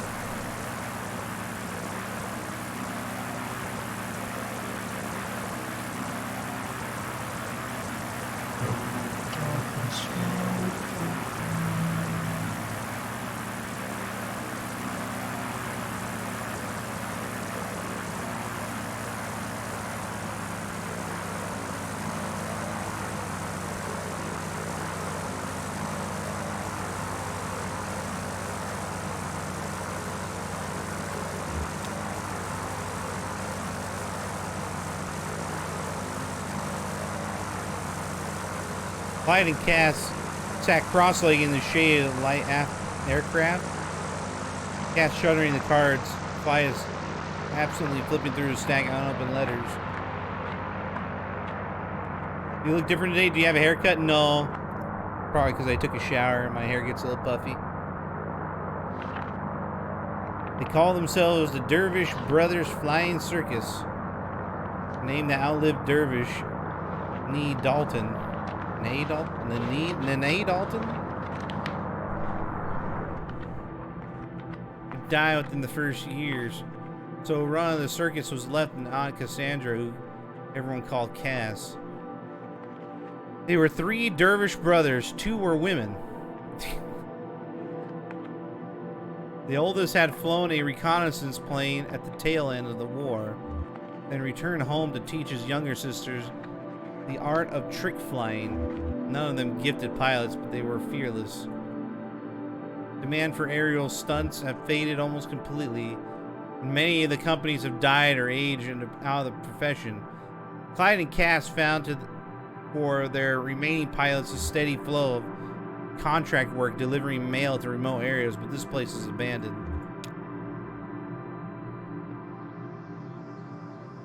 Okay.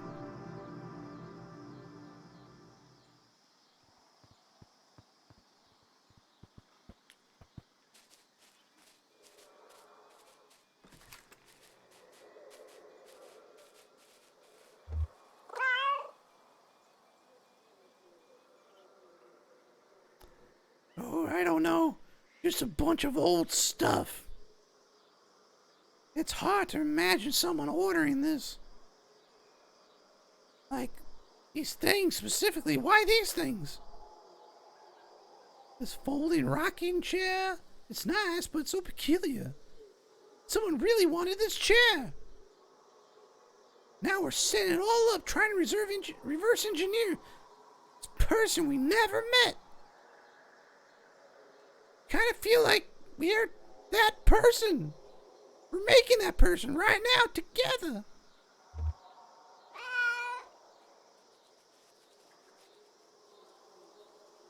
Yeah, thanks for the help. No, thanks. That helps.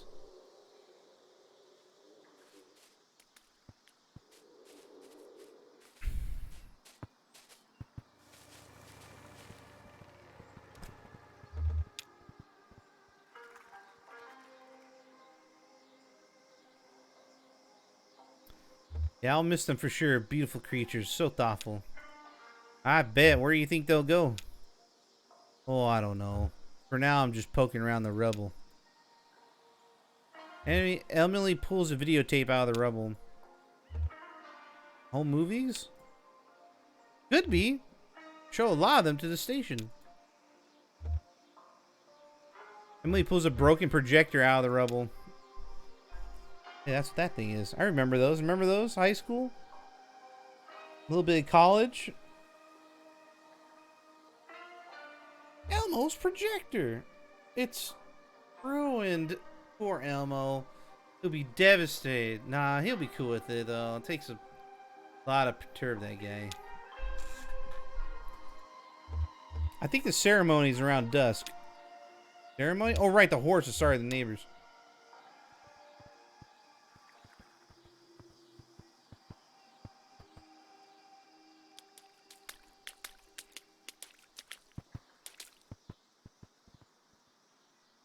Nothing new there. More furniture is being set there.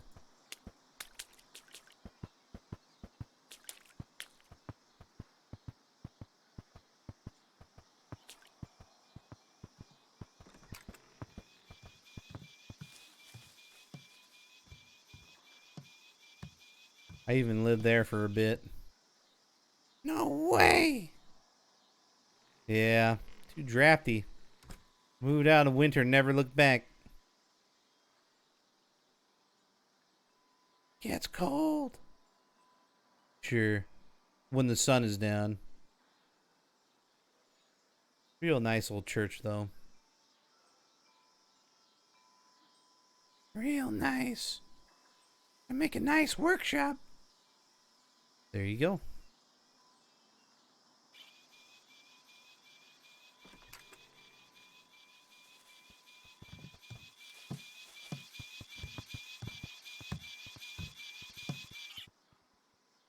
All right, man. Let's see what you got. This one looks like it might still play.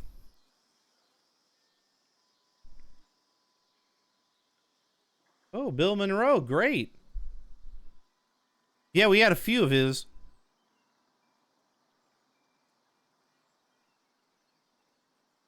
Man, this is a barnstormer. Popular? It used to be, but then the jukebox started to wear down now. Longer it would run, the slower it would play. Then these weird echoes would start to come in. Like the music was leaking, just pooling up from the bottom somewhere. Till everything was drowning.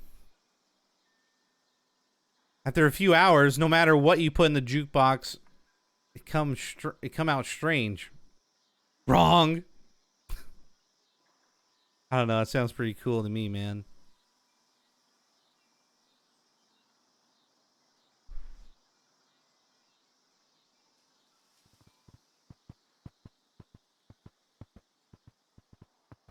Talk to the kitty.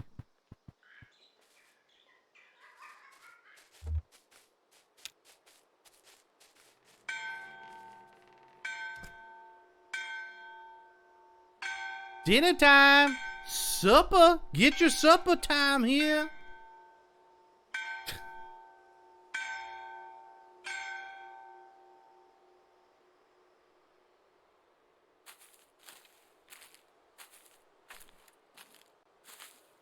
Dude, he just walked right over me.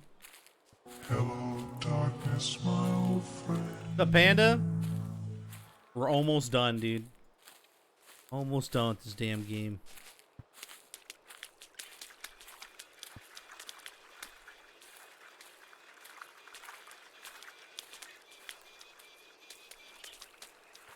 Guess it's time for the ceremony.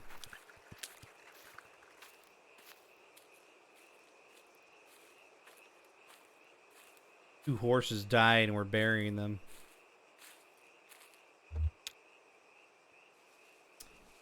Hey y'all, thanks for sticking around for this.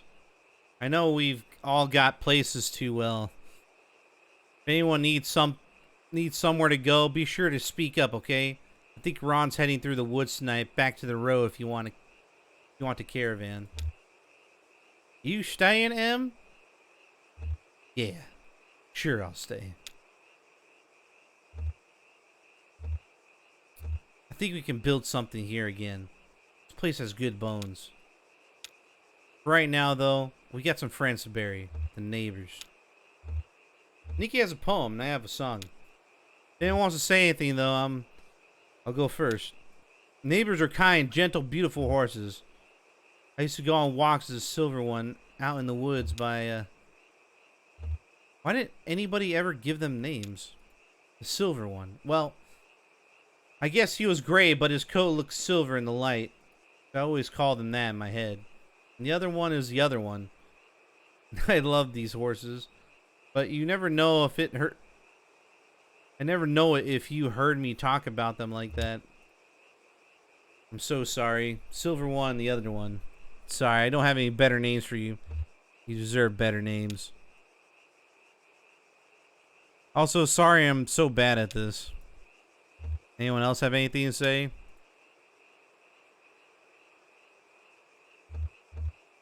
I got something to say. I just want to say these horses used to crap on my floors. And it never bothered me too much. I never mentioned it to anyone. I didn't want to make a thing out of it, but if you're clearing the air, well, that happened and it's okay. I mean, recently too. I was cleaning up horse crap just a couple days ago. But I'm saying it was okay. It would have been okay if any of you wanted to crap on my floors. I just wanted to say that. I would have cleaned up after you, any of you crapped on my floor. Thanks, Ron. I was thinking about when all those canned carrots showed up in the mail. Y'all remember that? Somebody was calling around with some canned carrots they want to be rid of, and I guess the Consolidated Power got word of it.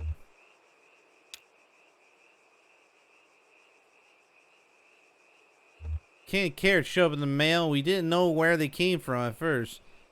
I tried some out. No flavor to them. Some of them are gray. Just awful. Rita said that's still okay to eat. Like, sometimes carrots just lose their color if they sit in a can for too long. but nobody wanted them really. What are you talking about? Well, Aunt Connie came on the TV message like, hope the horses are enjoying their treat. And we thought, okay, these are for the neighbors, sure. Horses love carrots, right? But the neighbors wouldn't touch them. Wouldn't even look at them. Do you think they were canned rocks? We opened a couple dozen and set them all out by the water, though. They were still there a day later. Even raccoons steer clear. They don't serve funeral potatoes at this thing. I'll be seriously pissed. Funeral potatoes. And then, of course, the Consolidated sent us an invoice for every can we'd open. Already made out in company script. How do you like that? Okay, I guess we better move on. Nikki, you ready?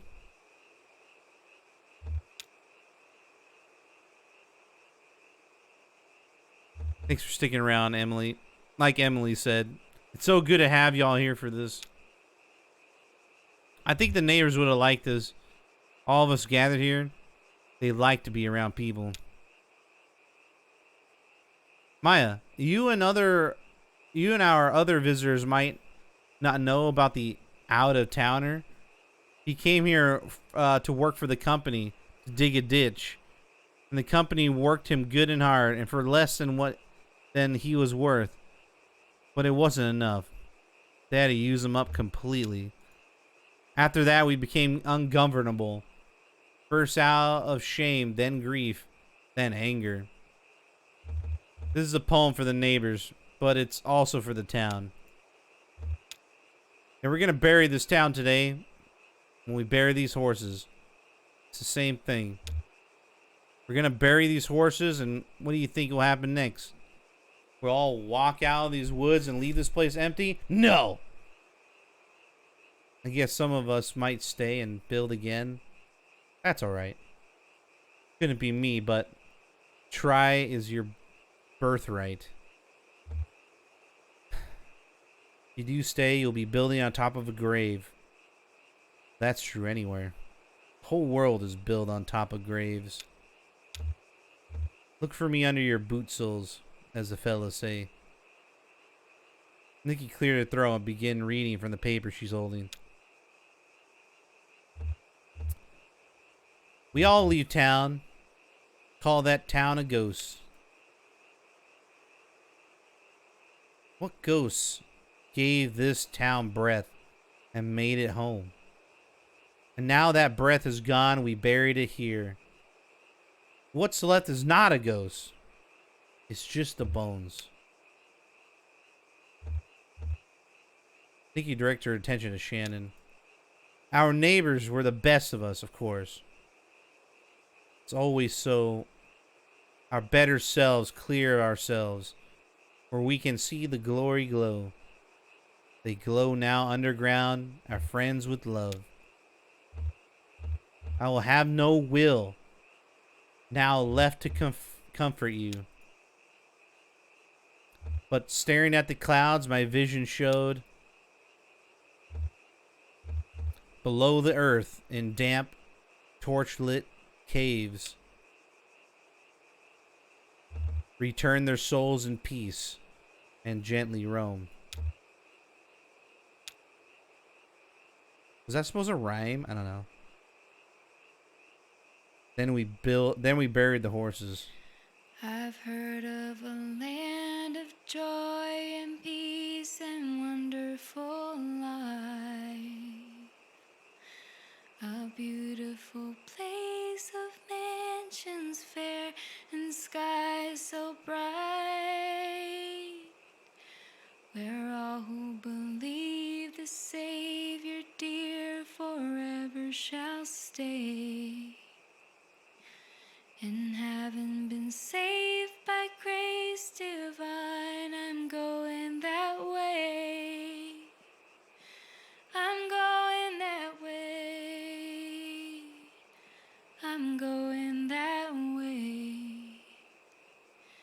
Yes, dear, the Savior I adore. with me each day. I'm clinging to him and never to stray. Just singing praises all day long. I'm going that way. Well, glorious news I tell and sing as onward I go. For those who are still astray in sin, my Savior may know. I want them to sing that praise above some A lot of ghosts. beautiful day. For glory to him who died for me, I'm going that way. I know I shall meet him at the gate when trials are past. I know I shall meet him face to face in glory at last. Oh, I believe that when we meet, well done, he'll say, while trusting that soul redeeming love, I'm going that way. I'm going that way. I'm going that way. Yes, dear, the Savior I adore is with me each day. I'm clinging to him and never to stray. Just singing praises all day long. I'm going that way.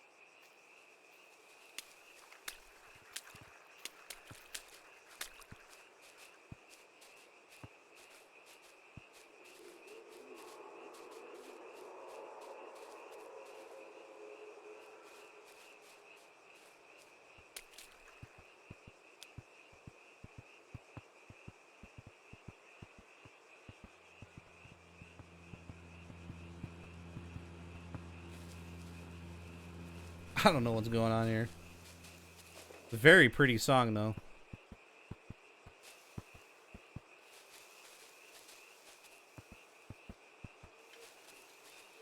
Was there something like there I was supposed to talk to, or what?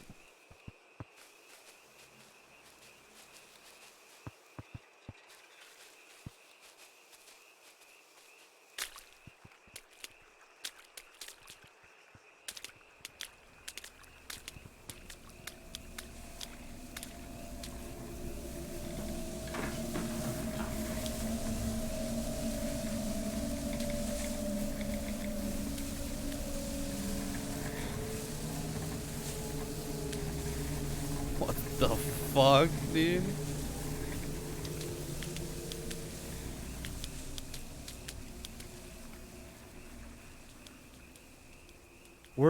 The horse is a big part of the story because I can't remember a single horse in this game. No, I have no idea. Again, like, insane disconnection. Do you have no fucking clue what's going on? I don't even know what to do here.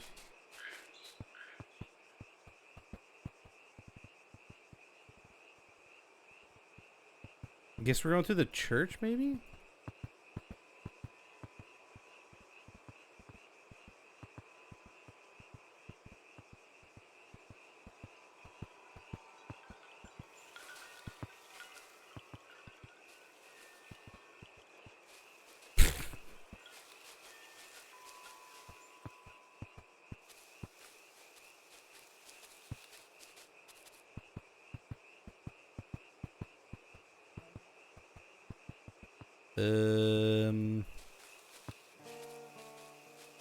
Oh, here we go.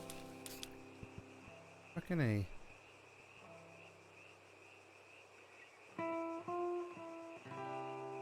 Five Dogwood Drive.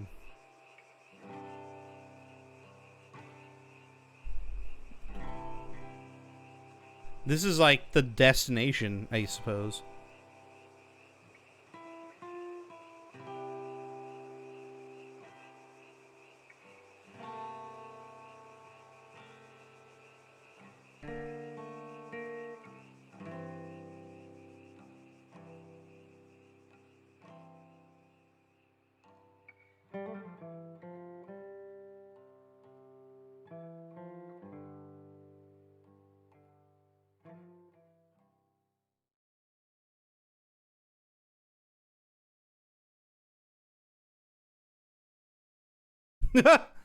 Yes! We did it! I don't know what happened. I'm just happy I finished it. Woohoo! Done. Easy. GG's. Alright. I have no fucking clue what this game's about. And that's that. I don't know, man. Sick.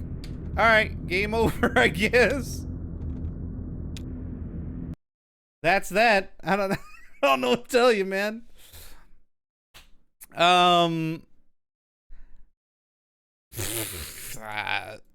Kentucky Route Zero. Yay. GG's. I mean, okay, I don't know. Did I miss something? I don't know. Like, where did the main character go? Could he? Is it the point that he couldn't make it and that he had to move on to the distillery because that was his destiny, and he gave the rest to Shannon to deliver the antiques to the town?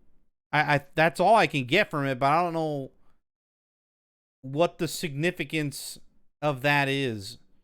Well, I don't know what it's trying to tell me. I'm sure there's some sort of like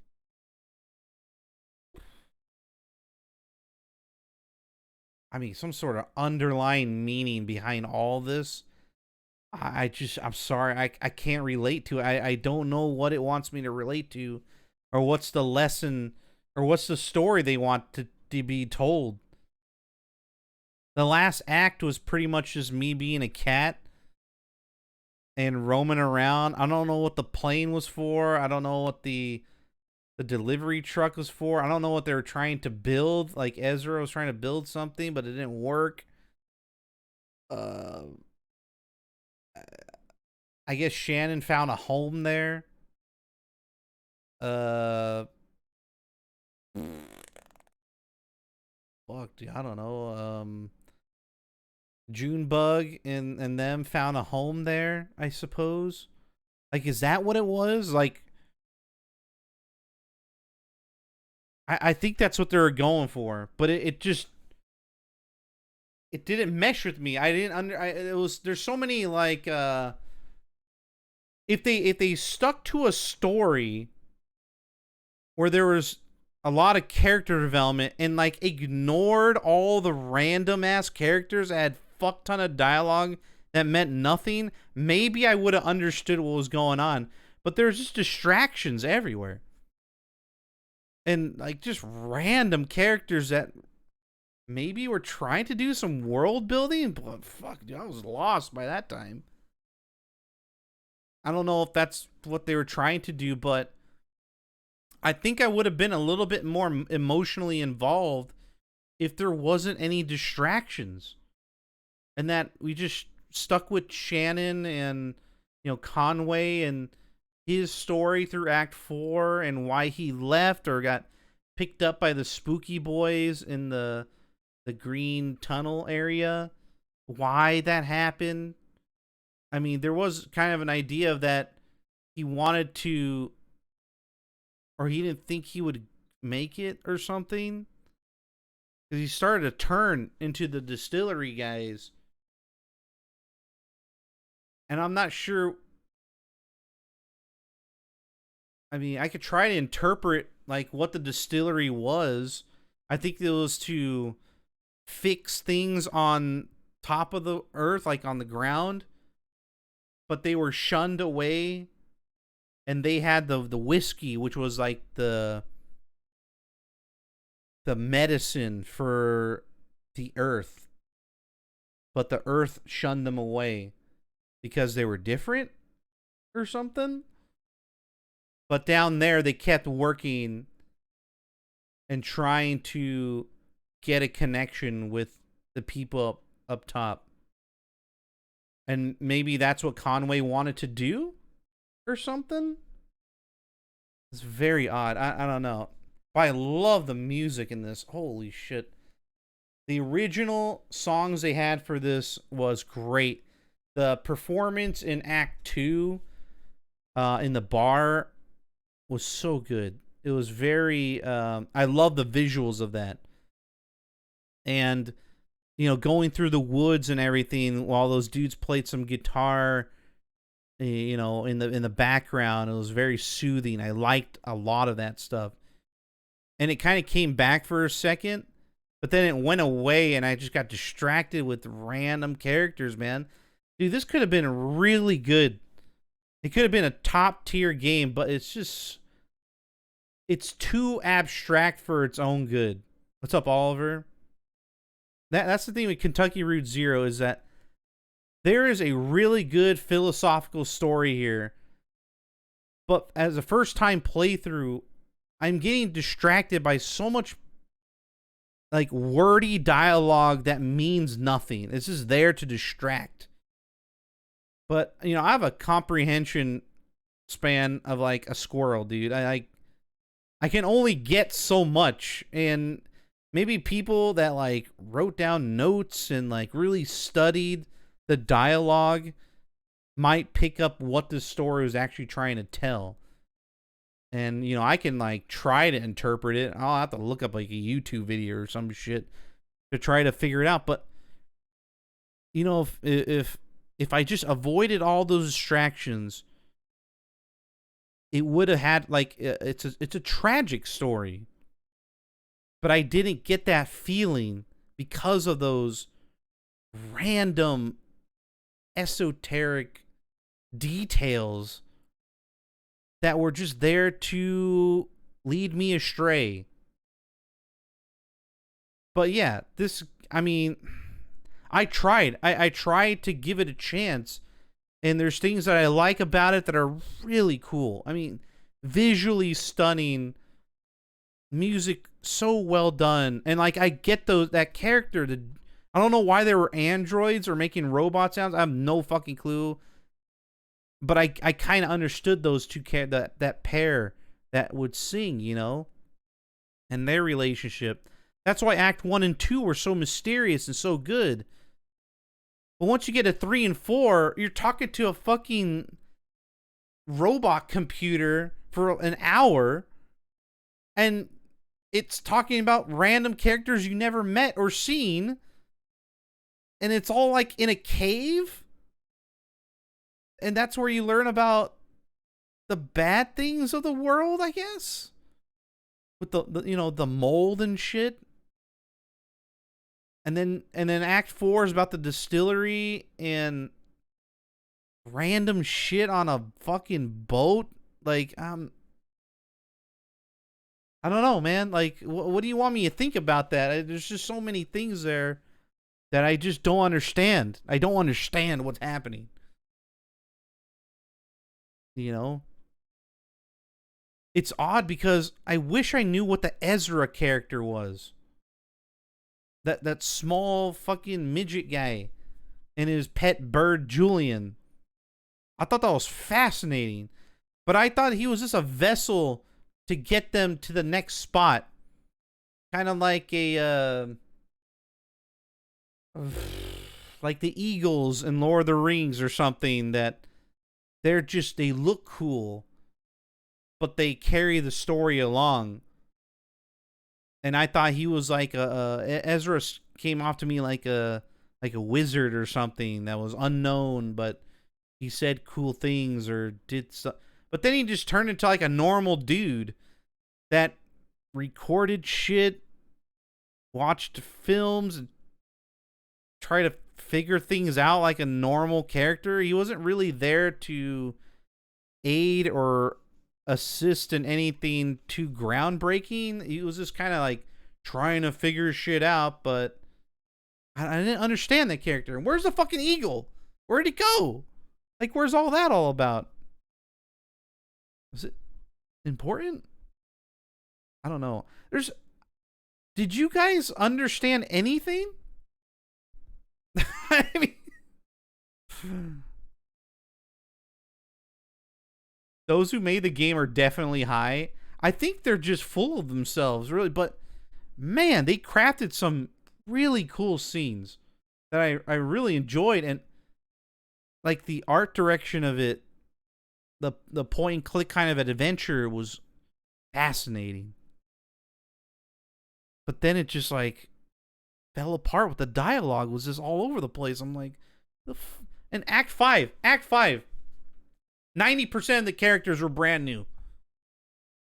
The only people we knew were Shannon and Ezra. Everyone else was like, who are you and why should I care? All in one act. I hate that. Disco Elysium, you're with the same two characters, right? And everybody is super distinct in how they talk to each other and how they solve things, or their mysteries, or their politics, or their religion, or everything was there because you talked about it and you wanted to talk about it, you wanted to learn more about, and you cared about everybody because they're all in that one town.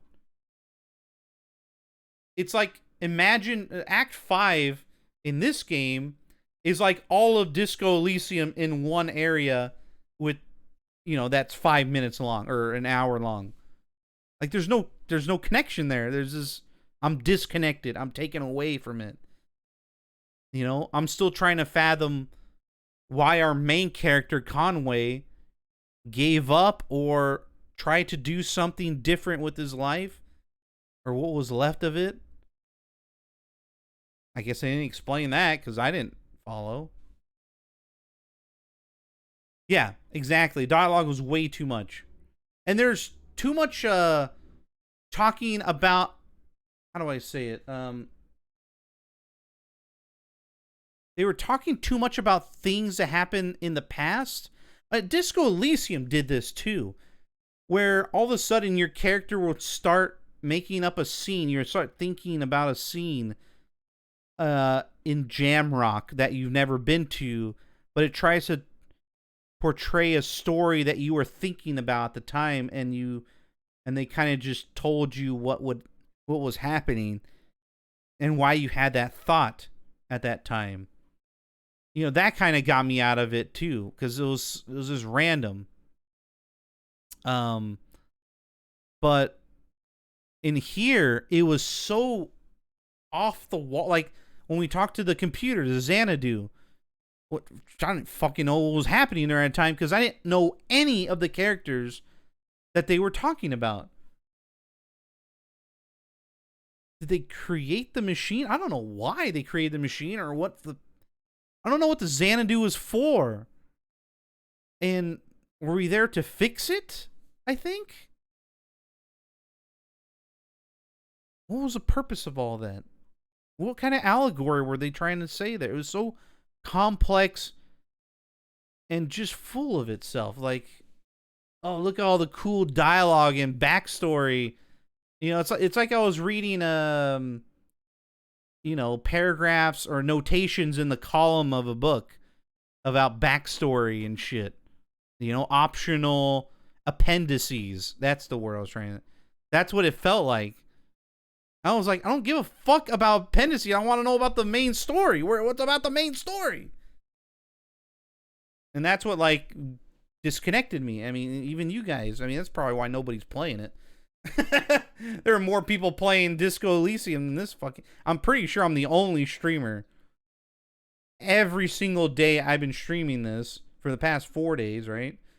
That on Twitch. I'm pretty sure I'm the only streamer on this for Kentucky Route Zero. Julian, you sound like a hippie. What do you mean? What do you mean by that? Like, what does that mean? Is that a good thing? Who's on your shirt? Oh, what's his name? Well, oh, fuck, I blanked on his name. Is this a Ken Bone? Ken Bone. He was a independent person that had a funny red sweater, and he got on television during like the Hillary Clinton debates or something, and he was just asking questions, but he just looked funny. And then he did a charity back then, and I ended up buying the shirt because I thought it was funny. It was like a meme back in the day. Ken Bone. He has a little red sweater. So when I bought this shirt, the proceeds went to like the homeless in his area. It was really cool. So I got one. And it's one of the only shirts that actually fits me now because I'm so overweight. I'm doing progress right now. I'm on a very strict diet. You know, people are helping me out in the house. The first week is gonna get when I do this kind of diet and really go low on carbs and whatnot, I get a little woozy and I get stomach aches and whatnot. That's like your body is just kind of changing where it gets its energy from. It only happens for the first week and then you get used to it. But just gotta get acclimated pretty much. Anyway, you really enjoyed the voice acting? I kind of gave up. I went full ham of doing the voice acting. Almost lost my voice in the first 2 acts. And that was fun. I liked the first 2 acts. I actually understood what was happening. And but there's so many, like, I wish it just stayed open world like that, where you can travel around the map and backtrack kind of thing. And then visited the underground. I wish it was kind of like that. That's how I would have made it. And then I would have had a really good personal story with Conway. And I kind of like Conway's story, I think, because I think it's a tragic loss, you know, because he was just trying to do something, you know, for his family, one last thing. You know, and he had a troubled past with his parents and whatnot. Like, I loved all that. All that's in Acts 1 and 2. And he has to go down this mysterious road to try to deliver his last package there. And Act 3 and 4 just lost me in trying to figure out why he's going this different direction, or why is he slowly fading away. It's kind of... I'm trying to... The Conway story... I'm trying to relate it to, like... Oh, maybe I can show you here. Do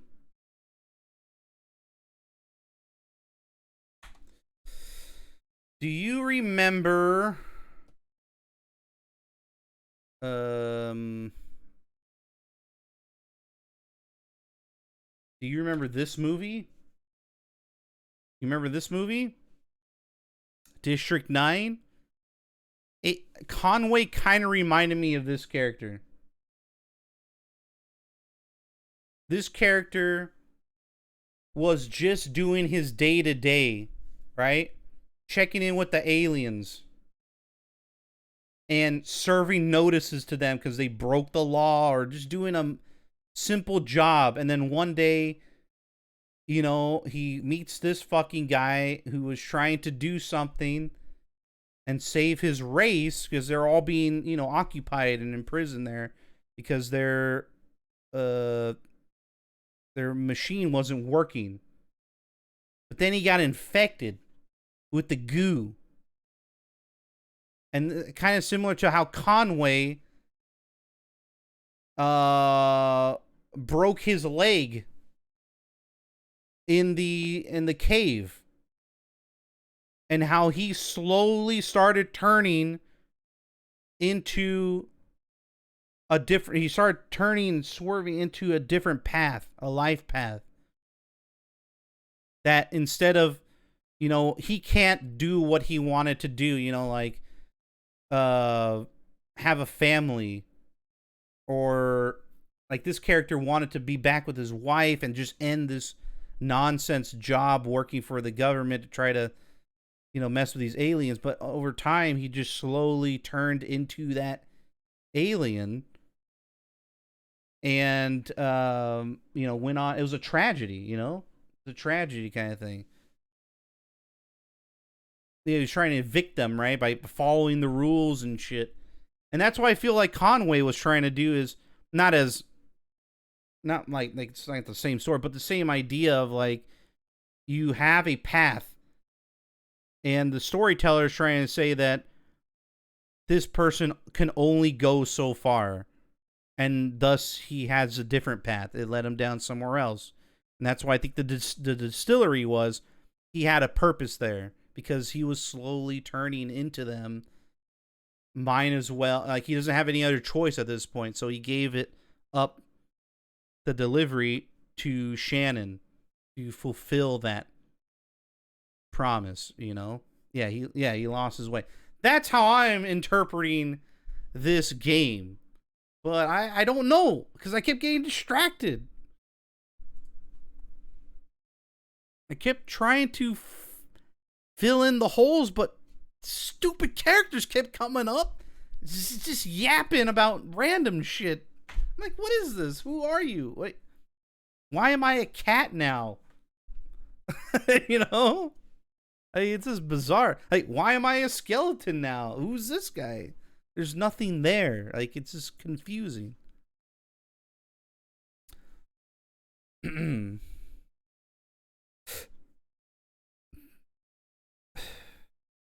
Sounds like the second half of the game has problems. Yeah. Oh, 100%, dude.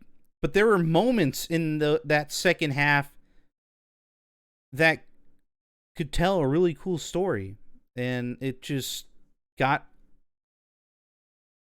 bogged down by a bunch of random characters you didn't give a fuck about.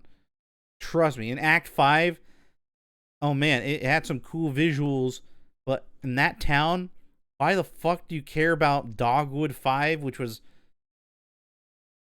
Did they even mention the place was in Dogwood Drive? Like, it's a town. Like, why is the house look like a white, like, empty house?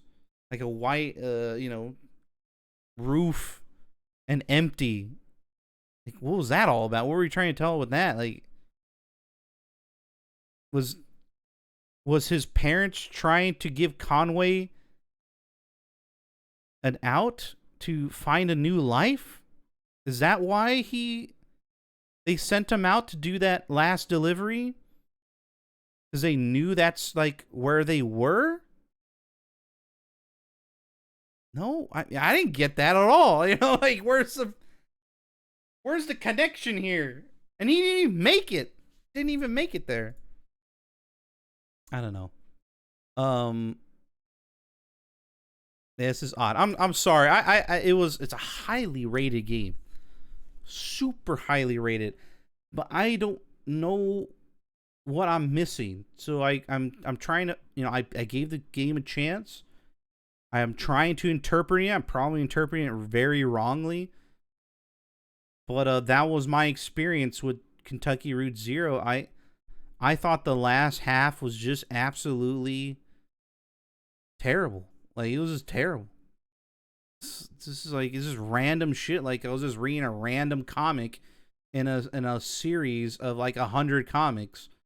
And I'm like, well, who the fuck is this guy, and why does he have these powers? Or, you know what I'm saying? Like, I'm just lost completely. And especially when you tell something in acts, it's all supposed to connect in some way, right? Some kind of... something you can relate to. Some sort of allegory that kind of makes sense. Or you can make a connection here. You know, something that may be a little subtle, but maybe you can pick it up. You know, I don't know. Maybe it's there. I just didn't see it, but I fucking tried. I tried, man. I tried to figure it out, and it's just not there. And I was right. There's a lot of characters there that you talk to, and they have a fuck ton of dialogue, and it led to nothing. Absolutely nothing. This is like a side quest that mattered for nothing. I'm like, what? What are you trying to tell me here? Why did, like, remember when these two women, or I think they were women, watching like security camera feeds when we went onto a dock, and it looked like we were in some sort of escape room, and that they were testing us? What was that all about? Like, literally pointless. The whole, it felt like a 35 minutes or 40 minutes being on that dock, and these two random characters you've never seen, and you're just reading their dialogue like as if we were guinea pigs for something, but we just left. Were we there just to chill out for a while and sleep and rest? I didn't see anyone sleep or rest. I was just like doing random shit and trying to escape a room or watch some videos in a weird hallway full of TVs. I'm like, what is going on here? Like, I have no idea. And it was never explained. Never met those characters. I'm like, well, that was a waste of time. Shit like that, you know?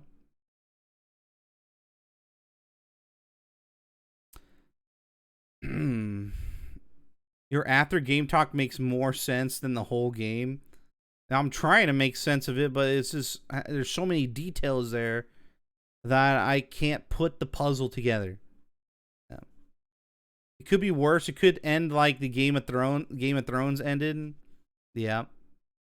They could have done a better job at that, because you can really see a disconnect and something like things that just didn't make sense. Or you're trying to figure out, like, it was so, they were very out of touch to where a fucking random person never heard Game of Thrones just watched the series and was like, well, why didn't you just do this? It would have made a whole bunch more sense, and you didn't have to rush it. You could have just paused there, make another season, and develop the characters there, and you wouldn't have to rush it through. But it seemed like they had nothing to go off of, so they lacked confidence, and then they did a very odd sequence of events that didn't quite make any sense, thus everyone got disconnected. But they did have it. The Game of Thrones season 8, was it? Had a lot of amazing moments that people just forget. They're like, oh, season 8 is trash, don't watch it. No, you have to watch it. There's some amazing parts that made people go wild when they were reacting to it, and people love those parts. And that was most of the last season, but just people forget all those amazing parts, and they're like, oh, why the fuck is Bran king? Or, why the fuck did the dragon lady burn down the entire, like, murder everybody? Why did it have to happen that way? And this is like weird things like that. I don't remember the entire story, but why did Cersei and her brother die that way? Like, it was so uneventful. It was like, really? And they barely had any screen time or some shit. It just didn't make any sense. Like, they were trying to think of a poetic way for them to end. But people loved the what's the guy's name? The blonde Lannister. What was his name again? Like, people liked him because he had a whole story arc. And that's what made it so amazing. His character was so amazing. The Kingslayer, right? No, not Tyrion. The fucking good-looking one. Lost his hand. What's his name? Jaime. Jaime Lannister. Kingslayer, right? He had a whole arc. Total fucking asshole in the beginning. You know, pushed a kid off the ledge. Did some heinous shit. Right? And then he got fucked up. Almost killed. Lost his hand to some fucking wackos that were kidnapping people. Met up with Gwendolyn Christie or whatever fuck her name is. And she like turned his whole life around and how to like look at things and how other people looked at him. You know, that was a amazing like story arc for that character. But he then just ended up back where he started. Like, come on, right? Do you think George R.R. Martin would have wrote it like that? A lot of people said no. But I don't know. Maybe there's interviews of George like commenting on season 8, but I'm not sure. I never watched it. But dude, Game of Thrones is easily one of the best shows ever created, ever. And speaking of, like, Tyrion, I mean, holy shit. Like, that story was amazing. You know? And even where he ended up in the end was amazing. Jon Snow's character, even though his character got fucked up in the ending. You know, I didn't like what Jon Snow did in the end. The whole thing was a mess, you know? But before that was crazy. His character was amazing, right? Jon Snow, man, fucking is the best ever. You know, and when he got fucking killed, and you know, comes back, he's like the fucking chosen one. He's like our Luke Skywalker, pretty much. You know, and all the people around who supported him, and all those mysterious characters that. You know, at the Black Gate. Like, all that shit was amazing, dude. George R. R. Martin doesn't know how to finish his books. Did he ever finish it? I don't know. But, I think... I've said this before on stream. My favorite show ever is Lost. Have you guys ever seen that? Now, of course, it also had a really controversial ending. But people keep missing out that it had. I think it's still to this day has the best character development of any show in history, better than Game of Thrones. Like miles, maybe not miles better, but a little better than Game of Thrones characters. I mean, you were just. How do I say it? Infatuated with every fucking character there. No matter how dumb the storyline would be, you cared about every single character in that show. Even if they made the dumbest decisions ever, it was a shock. It was like, why did you do that? You fucking dumb bitch. Or like, why did you go after him? And then all these side characters, these random dudes start coming up out of nowhere. Like when they get down into like the, you know, where the machine was and the countdown, all that shit. And there's like some random Australian guy there. And his story was insane. Why he's there. Why is he working for this company? You know, who's part of the company? And then, you know, my favorite episode is him and his wife, like, and how he was like slowly deteriorating because of the island or some shit, and he needed some sort of connection. I think it was called The Constant. That episode was, oh my god, I was in fucking tears the entire time. And and everyone made so many different sacrifices, and they were just memorable, man. Everybody. And the villain in that was just very mysterious. Sometimes you just didn't know if you would believe him or not, and it was up and down, up. Then you meet new people, and all those people are fucking crazy and do weird stuff. And then like military people come up, and then you care about them because they're doing some crazy stuff, but you don't know why they're there. And dude, I'm telling you, Lost. I'm talking about Lost.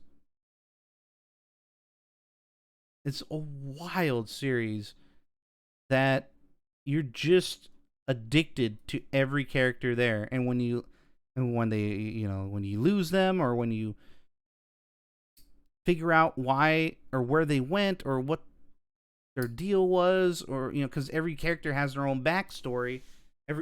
There's episodes that are dedicated to certain characters, But circling around to Kentucky Route Zero, sure, there's character development there, but then you just get lost in the minutia of people you don't care about because there's nothing there. It's just nothing there. That's why I don't think this game resonated with a lot of people, because number one, there's a lot of slow parts that are completely unnecessary. We had to wait, like the camera rotation was slow for no apparent reason. I don't know if it was a bug or anything, but it's just the pacing was off. The characters were all over the place.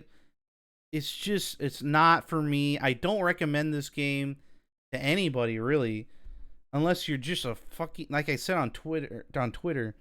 I think this game is just for snobs. Like, oh, look how smart I am. Look, I understand exactly what they're talking about. Or, here's my interpretation of what's going on. I'm like, the fuck are you talking about? Like, it would make no sense, right? There's a lot of things in Kentucky Route Zero you just don't cling on to. And that's the bad thing about it. Please watch Attack on Titan. The plot is really great. It's the Game of Thrones anime. I might have to. I'm kind of watching other stuff right now. But maybe I'll get into it, But I'm not really much into anime, but there's some anime I really love, for sure. We'll see. We'll have to see. Anyway, guys, that was Kentucky Route Zero. Tomorrow we're going to play a new game. It's definitely going to be crazy. It's also a tragic story from what I heard, but it's similar to Undertale. It looks like Undertale. It's just from a different company. It's a totally different story, and it's about the awfulness of men or something. It's kind of like it's the plot, I think, from what I understand, is similar to the movie Children of Men. You remember that movie? Where people, the women couldn't give birth anymore, and once everyone died. Like, it was the human race would be done because we couldn't repopulate. Like 100 years. It's kind of like that, I guess. But it's like really funny and crazy and weird. I can't wait to try it. So we'll play that tomorrow, okay? And how long does it take here? Let me look.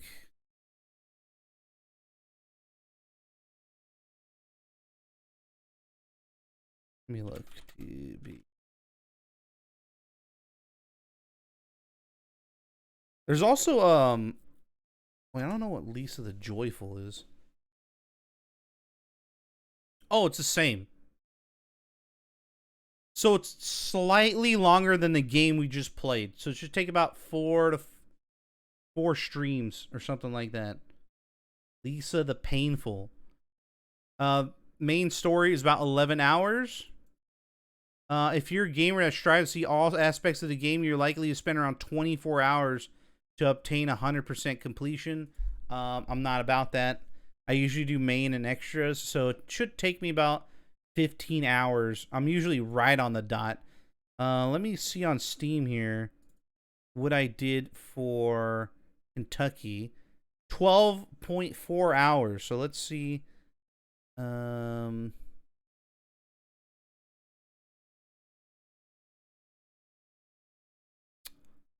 mm, mm, mm, mm, mm.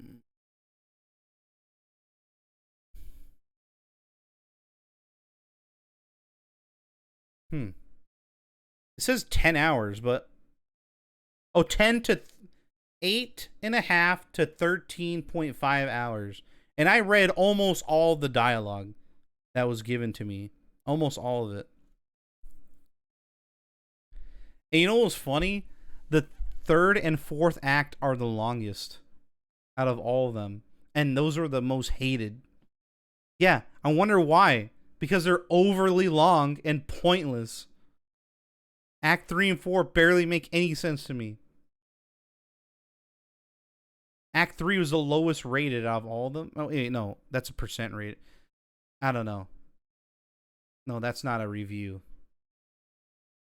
But I'm sure 3 and 4 are probably the lowest rating. And Act 5 probably might be even lower. Because that part made no sense either.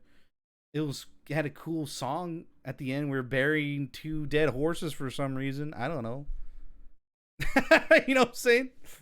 So yeah. Anyway, playtime for Kentucky Route Zero is 12, almost 12 and a half hours, which is right smack dab in the middle. So we should finish Lisa the Painful in that amount of time, maybe around the 15-hour mark. So 1 extra stream. So instead of 4, it would be 5 or something like that. So that's a good length. I like those kind of games. 12-hour games are really good. They're super quick. They're kind of similar to like the Halo games. Shit like that. So let's see. And after that, we'll play Walking Dead. Sounds good. I know you guys are looking forward to that. I never wanted to play Walking Dead simply because I thought it was too boring because there's no action. But now I'm in a totally different mood. If I can get through Kentucky Route Zero, fuck, dude, I can totally get through Walking Dead series. Like, give me a break. Probably gonna be way better. You know, there's voice acting. There's, really cool scenes. There's character development that, like, makes sense. Something you can relate to. Good guys, bad guys, zombies. Like, easy to understand, Telltale Walking Dead, yes, Telltale. I believe it's on sale, actually. Let me look. I haven't bought it yet.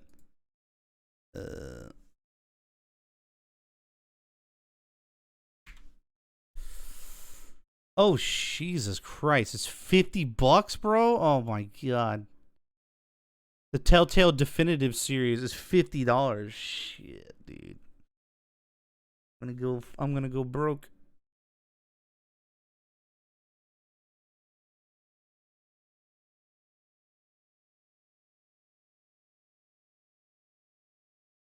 People love this game. Holy shit.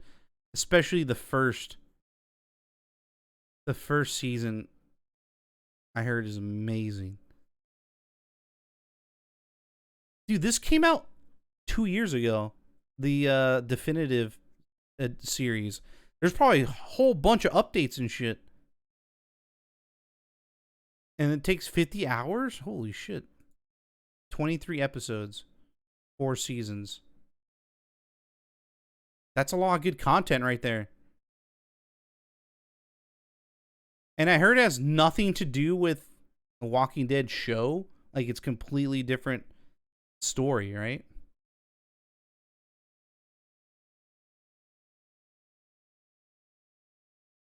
There's a lot of action in The Walking Dead. Do I get to shoot things or hit things?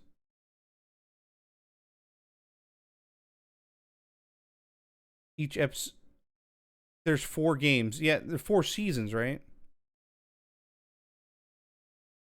Each episode takes about an hour. Okay, and there's 23 episodes. That can't be right? Maybe average. I don't know. I'll have to look it up again. But we'll play that after Lisa. I really want to play Lisa because I think you guys will enjoy it. It's fucking insane, I heard. So I can't wait. Only QuickTime events? Okay. I hate QuickTime events, but whatever. It's supposed to be scary, right?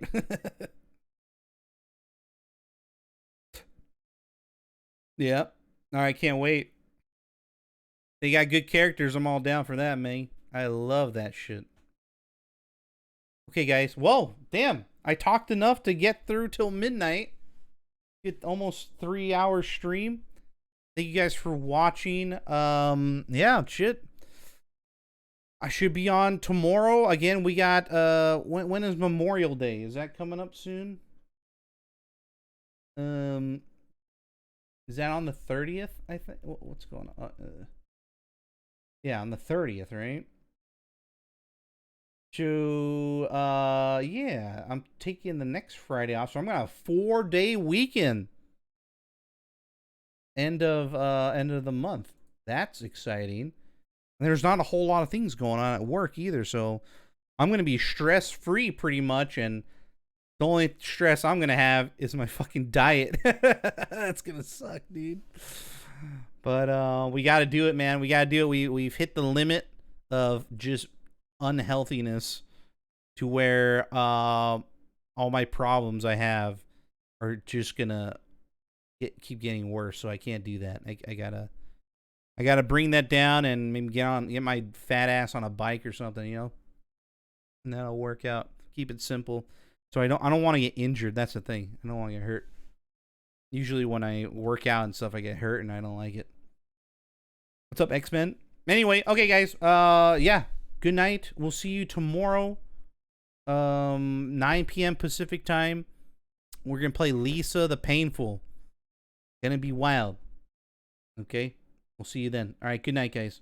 Expect a kind of Spanish Inquisition? Nobody expects the Spanish Inquisition. Goodbye, everybody. Goodbye, everybody.